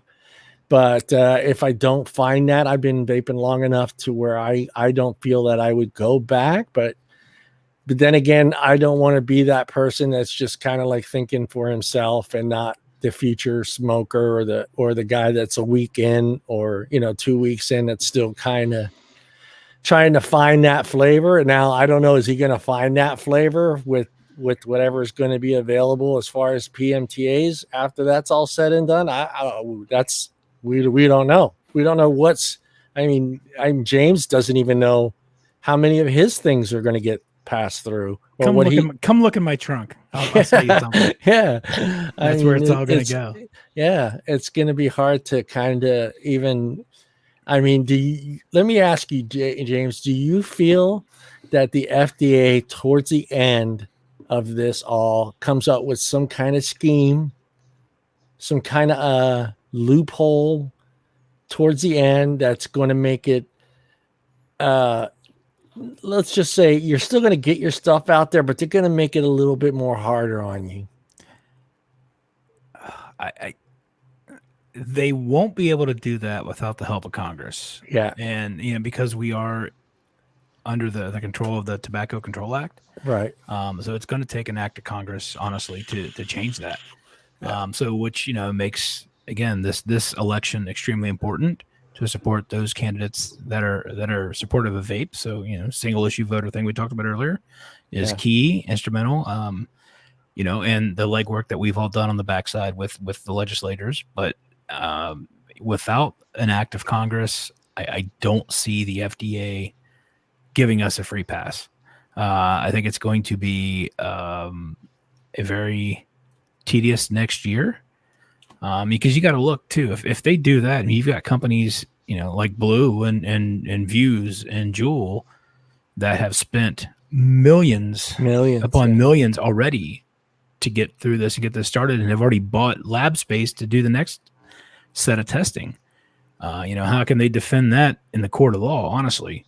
Yeah. So it's going to have to be a change, in my opinion, from Congress. Executive orders, I don't think are going to play into this, unless the president decides to move vaping out of the FDA's realm. That could have a possibility. Yeah. If President Trump wins re-election, maybe he will pull vaping out of the FDA, which then would open up some interesting things. Yeah, wasn't there talks a few years ago about having an organization solely for tobacco and taking it away from the FDA? Wasn't that? I remember reading that. I don't know how many years ago it was. Trump mentioned something about that right during the part whenever he was talking about not banning flavored liquid, but between there and then the part that he just stopped talking about vaping totally. It was in between there. Again, but that's a long shot. It's a long shot. But again, it's going to take voices, and it's going to take a lot of people. And this industry. What scares me is sitting back and watching what happened during EVALI with consumers. Leaving and not coming back and going back to smoking because of the misinformation. Mm-hmm. And then you had COVID come, and we've seen a lot of the same thing, because there were states where vape shops weren't allowed to be open for 2.5 months. Yeah. And we saw consumers that were ours that were in the corner store buying tobacco. It's literally scary to me that you guys were all talking that you're not going to go back to smoking cigarettes, which I hope that's the case. But from what we've seen in the shops, people, they just do. They just do. And that's the scariest part of all the work that we've done over the last. I've been in this since 2008, and it seems it's almost unfair that a pandemic or a fake lung illness attributed to our industry the destruction that it does to the small businesses and the consumers that were a part of it. Yeah. So we really need to get loud, and we need to get out of the echo chamber, as Elliot often says when he talks. We need to get out of the echo chamber and out into the general public with what's going on, and I think that's starting to happen a little bit. But without the voices, the boots on the ground, as Nick would say, it's going to be a much harder hill to climb. Yeah. Well, James, we got another segment that we're going to run into. You can stay if you want. It's your cousin there. Madison does a CBD segment. So if you want to stick around, you're more than welcome. My cuz. You could throw some questions at her. See how she perked up? She did. She sat up. She's just ready to go. She Could is. Could be because I put some CBD oil in my vape. Yeah, she is the Energizer Bunny. We've got to be related then, except for I don't wear a whole lot of pink. That's the other difference. Not that there's anything wrong with it. But all right, Madison, the show is all yours. Hold on, I have to step off because I'm leaving early in the morning, going out of town for the next 4 days. I've got to finish packing and get myself set up. I really appreciate the opportunity to hang with everybody. Yeah, it was great. Thank you for coming on. Great meeting most of you. It's great seeing the two that I already really knew, and including my cousin over there. I appreciate it. Anytime you guys want to have me back on, I'd love to. We'd love to have you back on, James, and thanks for joining us. Sir. Thank you guys. Sounds great. All right. Have a good one. Take care. You too, Bye. James. And Madison, it's all yours, Madison. The show is. Oh, that's not you. Well, I'm not going to be doing Amazon 5-star product reviews. No, but I know I didn't change it. I was too lazy to retype it, so I'll take it off. So the first thing is I sent you a link of an article in the group chat. In the group chat, you sent me one. Yes. How far up do I have? To go? It should be the last one that came in. Oh, group chat. I'm sorry. Yeah. All right. Gotcha. Not the private chat. Oh, I gotcha. So this particular article, which I encourage everybody to kind of do, because vaping community isn't the only one that has the government on their back. So basically, there was a farmers bill passed in 2018, which legalized CBD, the industrial grade version of CBD, not medical grade, and not the form of cannabis everybody knows is the devil's lettuce, or is what Tom likes to call it. Basically, this forced it to become 100% legal in all 50 states. And right now, it's only being regulated by the USDA. So there are, however, FDA criterias. So like as you could see right here, which is probably why I kind of thought CBD was FDA approved. It's probably really small to see, but there's an FDA warning on here that states that, and all these bottles have to have this, otherwise they get a nasty letter from the FDA that states these statements have not been tested or approved by the FDA. This product is not intended to treat, cure, or prevent any medical condition. This product is not intended for use by minors, which is not really actually true, but it's probably because it's the vaping bottle. It doesn't say this on the tincture bottles.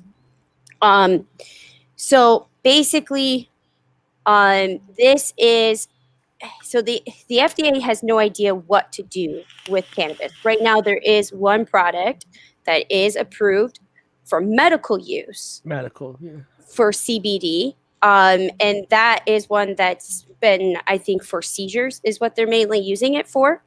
And there are 3 others that have submitted, but those are medical grade side. This is a bill that is going through right now in this month. So I encourage everybody to read about this, especially if you're a CBD user and want to keep using it. We are trying to get them to officially announce that this is going to be a dietary supplement. Now, the problem is the FDA is having issues with wanting to, with knowing how to do this because there is really no dosage. So unlike I can other see like that. the PMTA, the PMTA is just to regulate the tobacco product. They're not going to tell you you can only smoke 50 cigarettes a day or 5 cigarettes a day to get your fix. It's individual use. However, like the calculations I went over last week is a rough, kind of guidance and whatever for CBD products on what has been kind of known, but we don't actually have a standard dosage. So there's not like this huge standard dosage, like you're 500 pounds, you're going to take such and such amount for such and such illness, right? We have kind of various ways that's been played around because this industry has been around for like forever. And so it's legal as in the fact that it's not criminal, but it is not FDA regulated except for one product, which you're not going to get your hands on because you need a prescription for it. So this is to help us get this regulated as an actual official dietary supplement, because what the Farmers Bill to us did was it actually made us not a controlled substance anymore. So CBD for a long time was considered part of the class 1 controlled substance, which means that if you actually had it, you could go to jail for it. Right. And this is not something so this company, I'm a little biased. I love them for vaping products, for CBD. They're in Tennessee. They are lab tested. I've used them for years. I love them. But before the Farmers Bill came out, the DEA went into this company, so law enforcement, and 9 other places that sold CBD, and they threw them all in jail and confiscated everything that they had, and they threw them in jail because they thought that they were selling THC products that was considered to be part of the class, the class substance abuse. So like for us, our problem's been we actually get thrown in jail. Like it's not fines. It's not, they actually throw. Yeah, put you in jail. They put us in jail. I mean, you get caught with a dime bag of weed, you're going to jail sometimes longer than a pedophile is. Okay, like they really will put you in jail for it. They will ruin your life for it, for nothing. So Trump signed this executive action Farmers Bill in that basically if you grew weed, which you have to grow marijuana in order to make CBD, if you grew it, you were no longer considered to be drug related. So this year they were going to kick in and start testing these farms out for the no THC that they're extracting for the cannabis. So the industrial grade hemp that's less than 0.3% THC and is considered industrial grade. However, due to COVID, they have to push it off now till next year. So technically, none of these farms underneath the Farmers Bill Act have been able to get any of the testing done by the USDA. And that's also been the fight too, because the USDA is regulating this. You can actually be a CBD company, have your own farm, and go get and become certified organic CBD user by the USDA. You can go through their whole process. That process is soil testing, all this different 9 yards. You have to have so many years where no pesticides have been used. You have to have certain levels that are low, so on and so forth, in order to become organic. And it's standard amongst all farmers. So is this a good thing for the CBD industry to be considered a dietary supplement? Yes, I would say yes. Only for the simple fact is that all dietary supplements you can buy. You can buy anywhere, yeah. Yeah, you can buy any which way you want. The big thing the Farmers Bill did for us. If this were to pass, I could walk into a supermarket and go down the vitamin section and start seeing. Technically, you can do that now because Walmart, places like that already sell these things. It's just the fact is that they sell these products, but they can't go out and say that. They can't say what we can say. So, what we can't say in vaping. It's going that to video Cloud9 Hemp earlier. Yeah. That one was on there, but they used to have a video on there that showed CBD eating cancer, the studies on it. But we can't do that because technically the FDA has not approved of that statement that CBD has allowed it. So these companies, these cannabis companies, had to rip everything off the shelf or I should say rip everything off the shelf. Well, they kind of did because they had to change the labeling. But they can't sit there and be in the store and say, listen, if you take CBD, it's going to help with your joint pain. They can't do that because technically the FDA has not approved of that statement. So for us, if we can get that as a part of it, we can keep adding on and we can actually get more word out there saying, if you take Cannabis All A, it's going to help with your inflammatory issues. If you take full spectrum here, it's going to help you with this.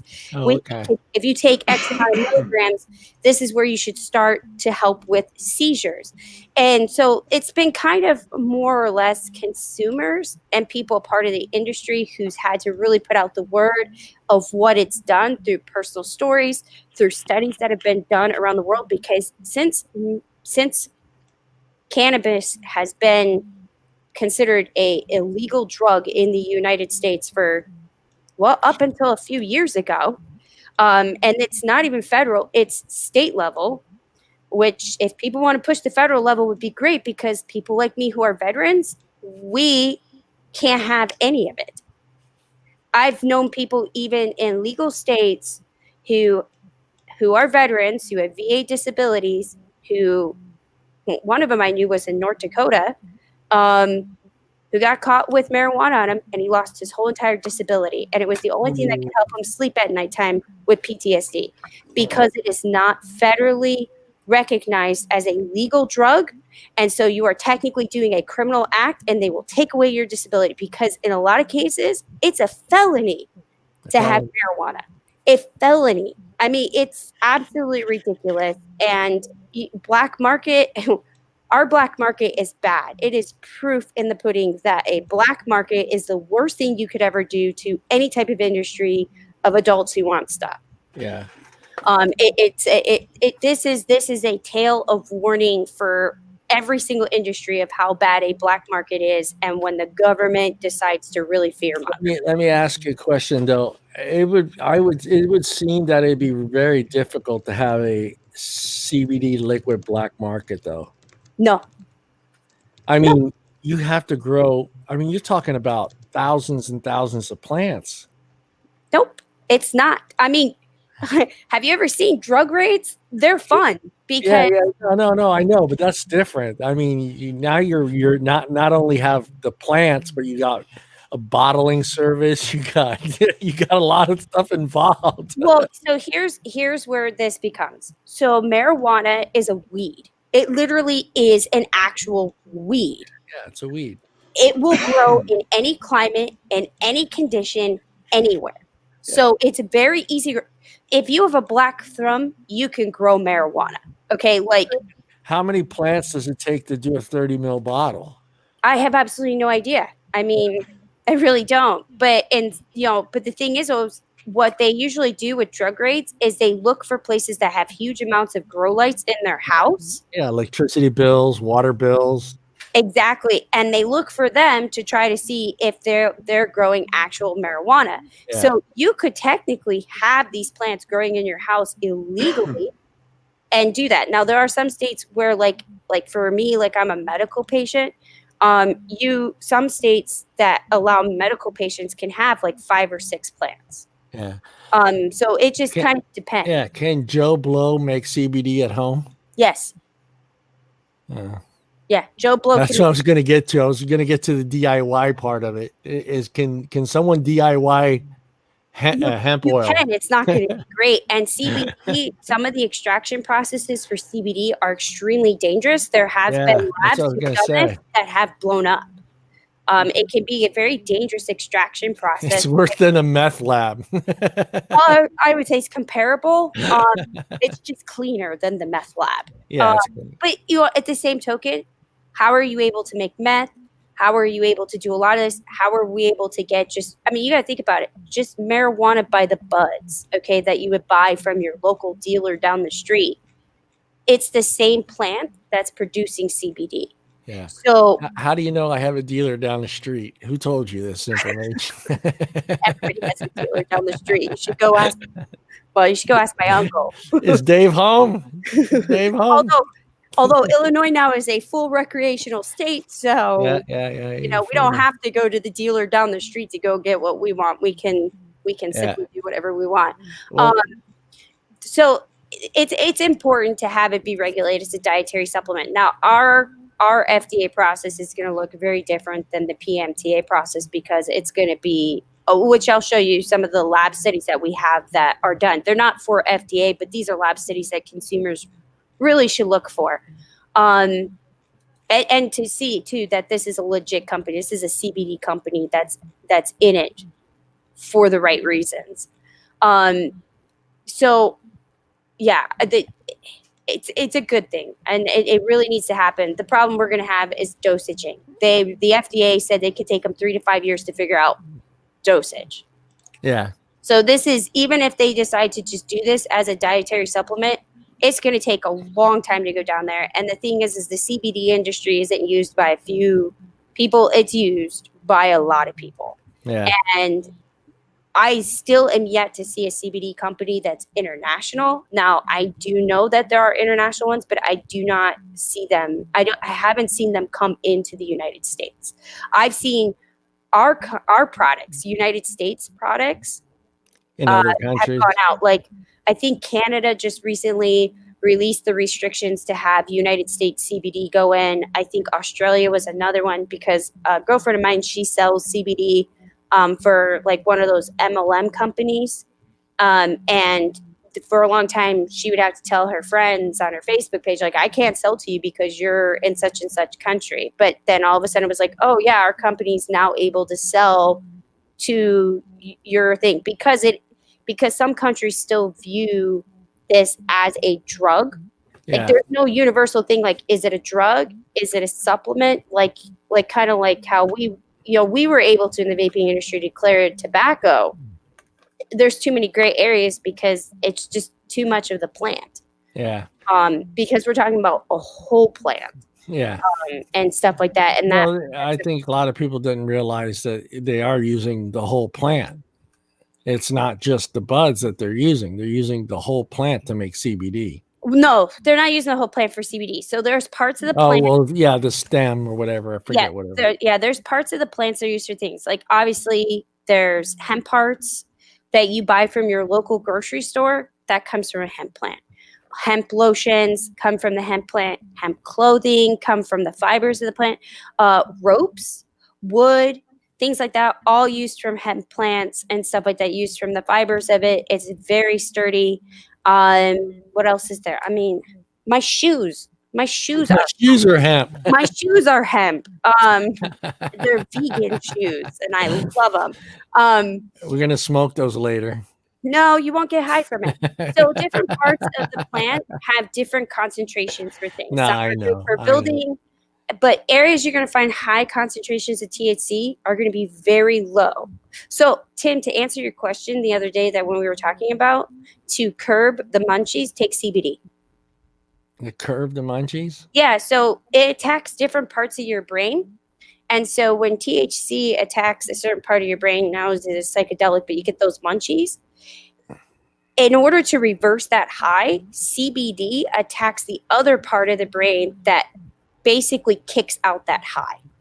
So you won't get that munchies. I was going to say, can they make it interesting and have like a Dorito flavored CBD? No, that would put them in our category, and then people would want to ban them. Okay, I'm just saying, No, if you've got to sacrifice one for We the don't other. want the kids vaping or the kids taking CBD because it's flavored, Tim. Well, we do actually want kids to take. Well, I know, but I'm just saying that's what the government would say. Well, There's an this is increase true. in CBD because it's flavored, nacho flavored now. So that's kind of like one of the big the big CBD news that's kind of out there right now is that we are actively trying to figure out a category for us. And right now that category that we want to stay in is the dietary and supplement category. supplement. Yeah. And so that is the bill that's going through. That's as recent as in early September. So that would be great to go through. It doesn't mean that very much is going to go on. It is being regulated. It's just being regulated by the USDA, and the FDA isn't really happy about that because, as far as they're concerned, the USDA is a good thing. Yeah. But the FDA is like, well, technically you're putting it in your body, so we should have our hands in that cookie jar. And it's like, it's just red tape after red tape for us always. But that's just particular to just industrial grade CBD. Medical grade CBD is a whole different ball of wax when it comes to us and our approvals and things like that, because it does go over that legal threshold of how much THC you're allowed to have. Right. So this is just for the stuff that you can buy on Amazon or on your local stores. Yeah. You want to touch on some of your favorites? So I did basically, I guess I could screen share. I'm not really sure how to do this. You did your favorites, but also let them know like why, not just why they're your favorites, but what they help. I don't really. So this is the only thing that I like that's my favorite, and this is the Cloud9 hemp. And really, the only reason why I like them is, well, because of the process I'll show you that I go through. But I really like the flavor of this vape juice. I only buy their e-liquid. And I just like the flavor of it because they actually do a really good job on the flavor profile. This one's Nice Dreams. And it's a really just gives that kind of nice boost to some of my e-liquids for vaping. That's the one you mix with your other juice? Yep. I mix a little bit. This is a 100 milligram, 30 ml bottle. And I will just sometimes put a few drops in there whenever I want to and just vape with this. I like the flavor. And I know they're a good company. They're a good, reputable company. And I also like this company too, because if you go on their Facebook page or things like that, they are also very big into advocating for CBD. And they are always actively, well, before the FDA kind of became stupid, they were really advocating a lot on the health benefits side of it, but they still do put out a lot of informative videos and things like that that do come out in the industry. And I know their extraction process, so I like them, but it's really, they're my top pick because I just like their flavors. Okay. Because flavors matter. We like flavors. We're adults. Yes. So when it comes to actual CBD, did you see any on Amazon that you would recommend? I didn't go through Amazon, so I guess I'll take you through my screen share of what I did do. Yeah. Let's see. Let me know if you can see this. You know. So I'm going to share this. It's going to be you guys. So what I did is I just did what you would normally do and Google like the best CBD ones. Now I did this on my phone initially, so it came up with this article on my phone. This was the 25 best CBD oils for sale. So what I did is I just took the number one, which they said was this Verma Farms, right? Yeah. And they said this was the best product out there. But as you can see the description, okay, they use a Hawaiian approach. They've got gummies, CBD infused dry fruits. So they've got, they're talking about their flavors. They're talking about a bunch of different things, but they're not really talking about the safety measures of it. And for me, I like to err on the safe side. So what I did is I went to go look. So you can Google Verma Farms, and I found their website. And as you can see, it's a very nice website. They have these different types of gummies, these different types of ways that you can help relax, focus, recover, about their CBD. It's got no GMOs in it, no pesticides. It's all organic from what it says, and how they take pride in their product. There's no THC in this product at all. So that definitely means that it's not full spectrum. It might be broad spectrum or an isolate, but it is definitely not full spectrum because it would at least have 0.3% or less THC in it. And you know, on the website, it looks great because I mean, look, they have Forbes on here, the Observer, they have all these great names, which is great. But I don't like to fall into the gimmick. And look, they even have a military discount. I don't like to fall into That's the important.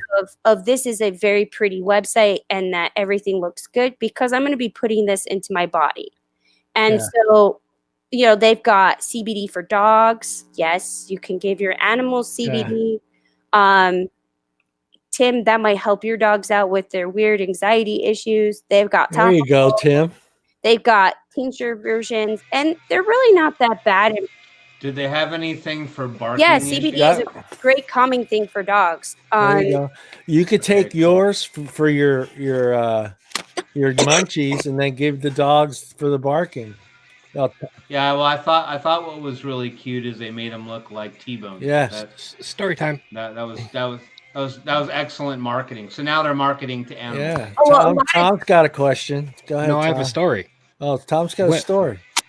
When Lola was just a wee little pup, she got into some CBD that I had, and it was in a little it's in a plastic bottle.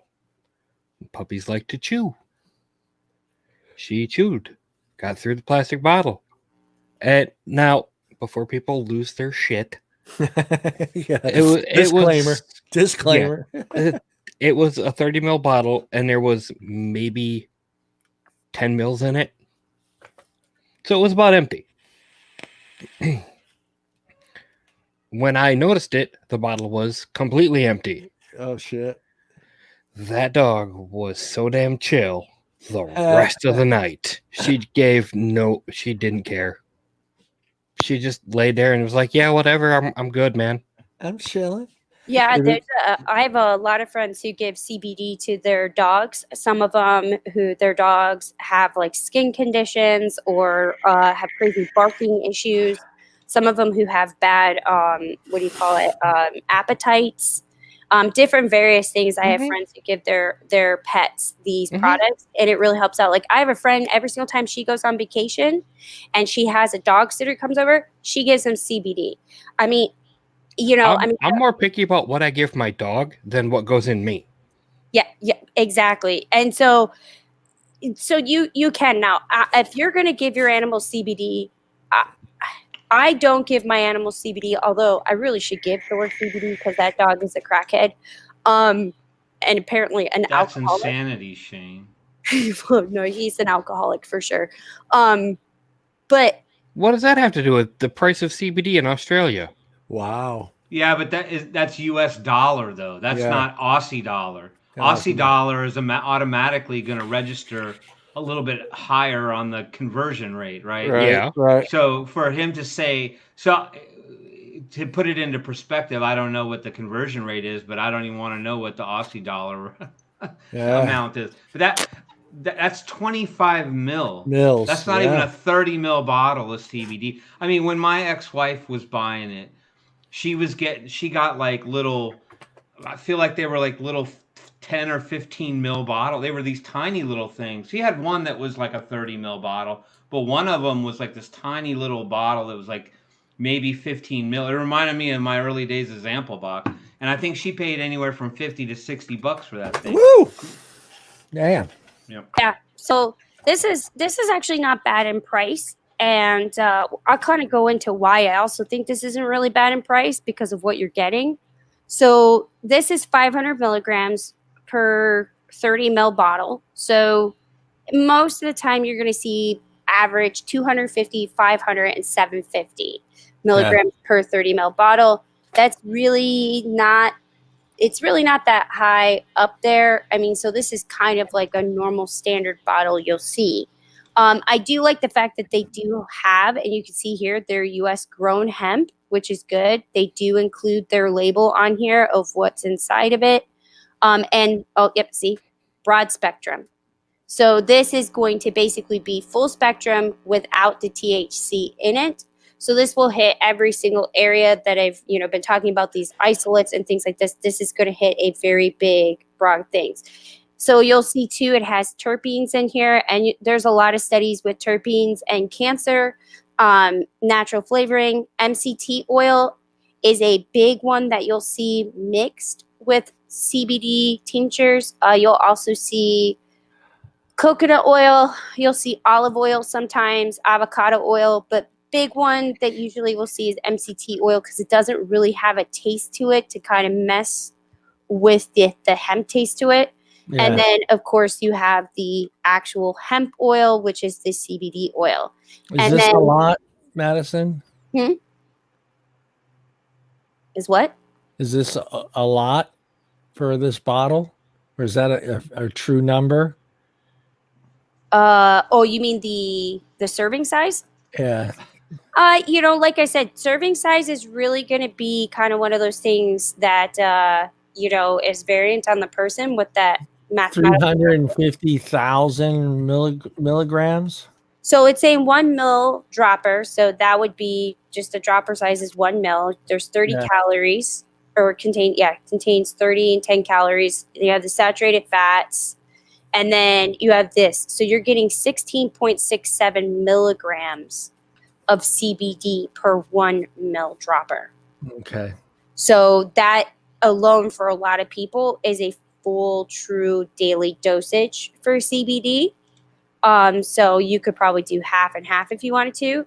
This is one of the big things that people also really like about CBD. That's what I'm doing, half and half. Half in the morning, half at night. Is these fats in here. Some CBDs are mixed with omega-3, omega-6, and omega-9 in it as a supplement booster.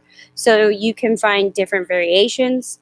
But this is really not that bad of a price, which is $59.99 for this bottle. That's about average for a top of the line, bottle.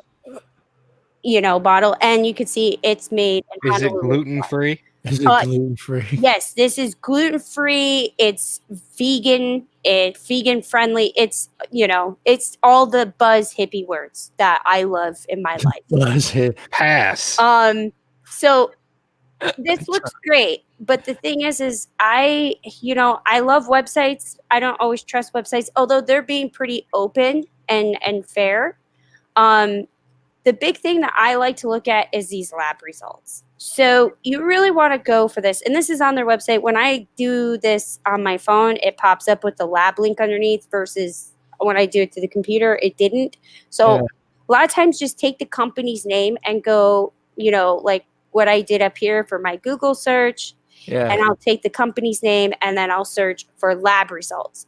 Because what I didn't see on that front page, which made me skeptical to begin with, is lab certified. And so I decided to go look for them. So this is what a standard CBD lab looks like. And the big things that you really want to look at here is there's no THC, right? So there's none there. This is how much concentration of CBD you're getting, how much of this type of CBDA you're getting. So it'll kind of tell you that. And this is to really, they're going over and doing like a quality control to make sure that this is standard. Because some companies that don't do these lab tests, although their CBD products are not dangerous for you, you might buy one bottle that's 500 milligrams, 30 mils. And you're like, oh my God, this works great. And then buy another bottle and you're like, this doesn't work at all. Yeah. I don't understand because they're not consistent with the product they're putting out. So this is one way to tell that you're getting this amount of consistency in your product, which is really important. The other thing that I really like to look at is these heavy metals. Since hemp can grow almost anywhere and anybody can grow hemp, even if you have a black thumb, heavy metals can get into them. And you don't want to put extra heavy metals in your system because heavy metals alone can cause inflammation issues, all these sorts of different issues. So you want to look at them. So right here, as you can see, the arsenic, cadmium, lead, and mercury, they all passed. So they are well within your threshold or have none at all of arsenic, cadmium, lead, and mercury. And that is a really big thing in the CBD industry that you really want to make sure that your cannabis and your CBD, medical grade or industrial grade, does not have any of these heavy metals in it. And it also really shows that they're growing this properly and that they have good quality control.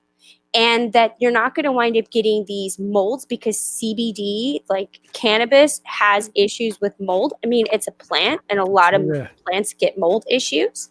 And so this is one way you can definitely see that you're getting, I mean, if you're going to pay $60 for a 30 ml bottle, why buy something that has heavy metals in it? Might not be consistent, and, you know, could possibly have mold or pesticides in it, which you know, it just doesn't make any sense to do it that way. You're just throwing your money in the toilet. Yeah.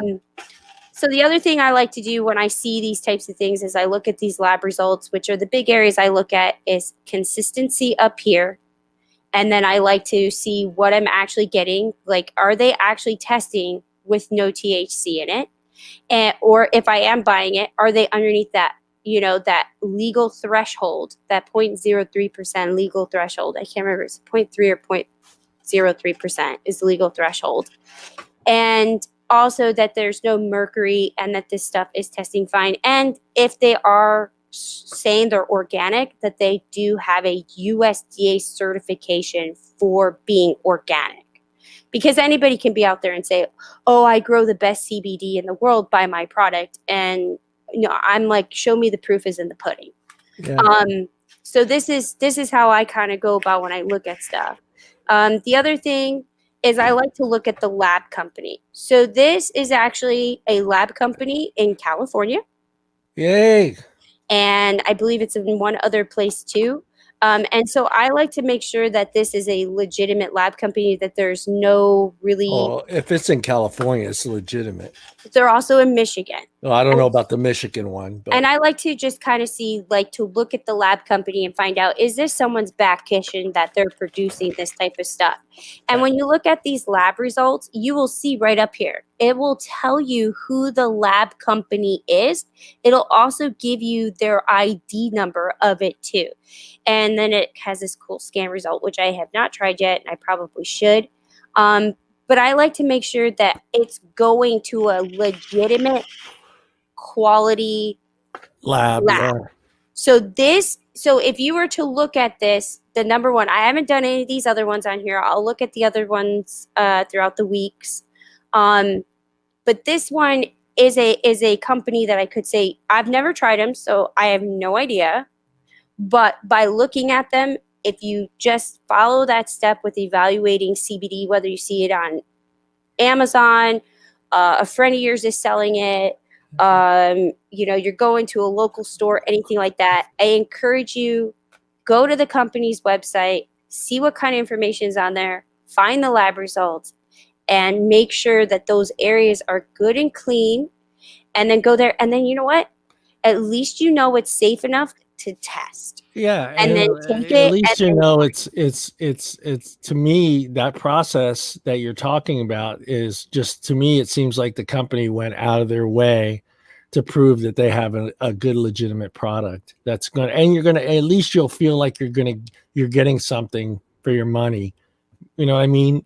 Not just results, because a lot of people, oh, it's a gas station one, it doesn't work, but you know, you never know. I mean, even the ones in the gas station might have all that lab work done as well. I mean, you just don't know, is what I'm just, you know, what I'm trying to say. Well, yeah. And you know, people like me who, can you imagine if we did that process just to buy e-juice? That would be crazy. In a way, though, we do though. If you think about it, in a way, we do have a similar process.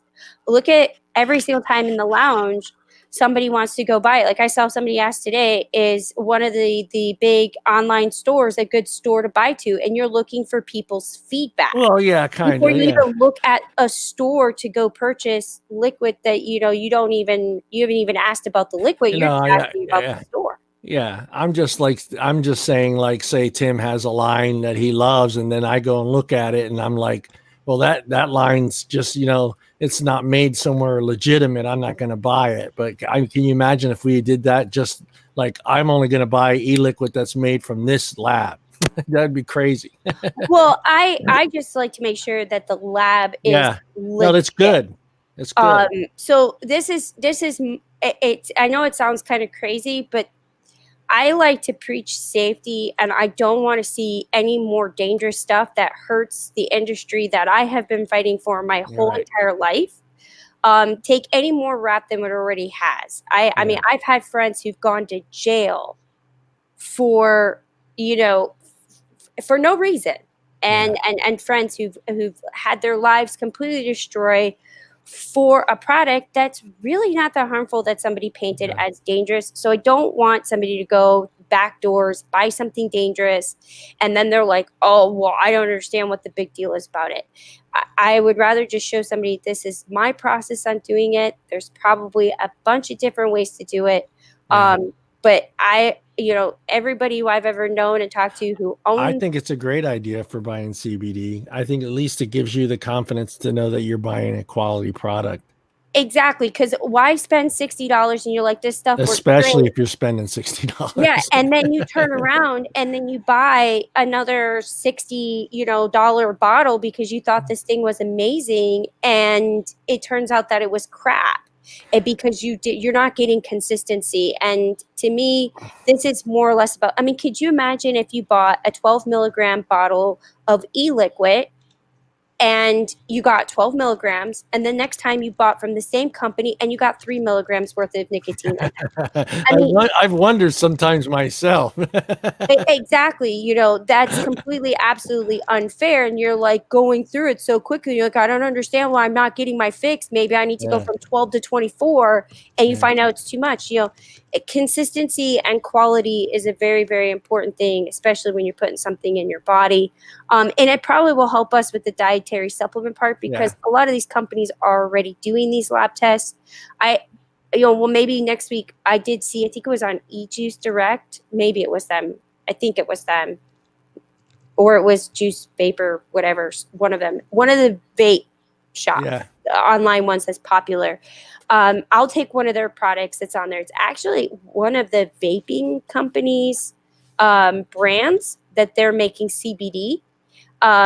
And it did say down there that it was lab tested. I have not searched for it to see if that's true, if it's been lab tested, but I could take us through next week on a vaping site, because we have a lot of vapors on the show who, if they see it on there, they might know, which is kind of a good thing on there, because it's too easy to put on there saying, oh, it's lab tested. Yeah. All right. Let's put an end to this show. Let me do eeny, miny, mo. Eeny, meeny, miny, mo. Tim. What? No, I'm going to, no, Tim. Of. No, we're going to go Madison first. Madison, would you like to say your goodbyes? Sure. So it was a pleasure. I'm tired. I guess if anybody wants to help out with that CBD bill, that would be absolutely fantastic. Don't forget to register to vote and ask for your mail-in ballots, and do the surveys pre-presidential election and debates. Make sure to do them and get on there and watch them and try to push to see if we can get vaping on there. You got it. Brian is tan. Nope. Yes. Just want to thank everyone coming on. Please just shoot us an email or send us any one of us a message if you have questions or anything else like that you want to address. We're trying to just kind of keep an eye on everything and try to kind of answer as much questions as we can, and try to provide as much, insider mindset that we can too. So yeah. Well, I'm working on we have had all kinds of other issues with the show audio wise, but I'm working on a phone call thing. So hopefully we'll be able to have a Google phone number or whatever it is. You'll be able to call and give us a question. I'm kind of excited to do it and kind of nervous of doing it. Tommy boy, you're up. Yes, I am. Yeah. How would you like to say your goodbyes today? Well, I don't have any birthday shout outs, so I can't do that. I do. I want to thank Mark and our other guest for taking the time out of their schedule to come hang out. And see y'all next week. Timmy, you're up.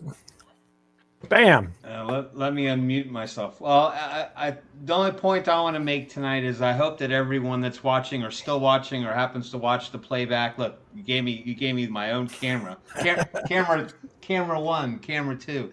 No, I hope that with all the guests that we've had over all the different weeks and all the different input we've got from the outside, I hope that everyone that watches the show sees a general theme building here.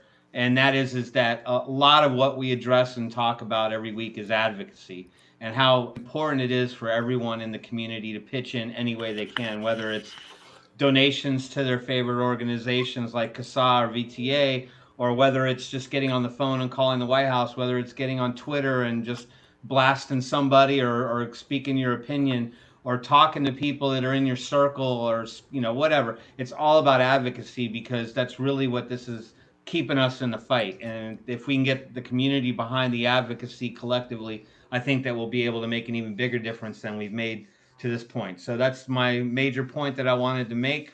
I'm going to even get narcissistic here and say what I just said. Yeah, so, there you go. What I said. At any rate, thanks to everybody for watching the show, and we'll see you next week. Yeah. All right, guys. Thank you to you guys. I want to always thank you guys. We have a great show. All of you guys, Madison, Tim, Brian, and Tom. And I want to thank Mark. I know he was really, really nervous about coming on. So it was cool that he bit the bullet and came on there and told us his story. I was really glad that he did that. It's been a while since we had a member spotlight. So keep that in mind, guys. I mean, you can see Mark was nervous and he got through it. Right, guys? He got through it. He's still alive. As far as I know, he's still alive. We didn't kill him, So keep that in mind. It gives you an opportunity to tell your story and, and maybe, like I said, maybe help somebody else get over the hump with maybe a little trick that you might have done through your journey. I want to thank James for coming on. That was great having him on. He was last minute, but it was great that we got him on here, and he was able to answer a few questions for us. And again, you guys, I will put the email address down there. If you have questions, we have all of us have access to that email address. So if you have a question just for Tim, and you can't get a hold of him, you can always email that thing and Tim will answer it. And Brian will do the same. Tom will probably do the same. Madison will always do it. And the CBD part of the show I love because I think it's helping a lot of people make decisions on products. So if you guys have questions for Madison for next week, you can also email them to that email address or comment in this thread here for this live video, and Madison will address those CBD questions for you guys, or hemp or marijuana, whatever. But that's pretty much it. That's all I have to say. I'm glad we had a good show, and I am keeping my fingers crossed that the audio went through nice and clean. I haven't been listening to it, so I'm keeping my fingers crossed on that one. And that's pretty much it for the Wednesday Night Live show. We'll see you guys next Wednesday at 6 p.m. And that's it. That would be 8 o'clock for all us normal people. The time that really matters is 6 p.m. Pacific Coast time. The normal people. All right, guys. Thanks again. And we'll see you guys all next Wednesday. Peace out.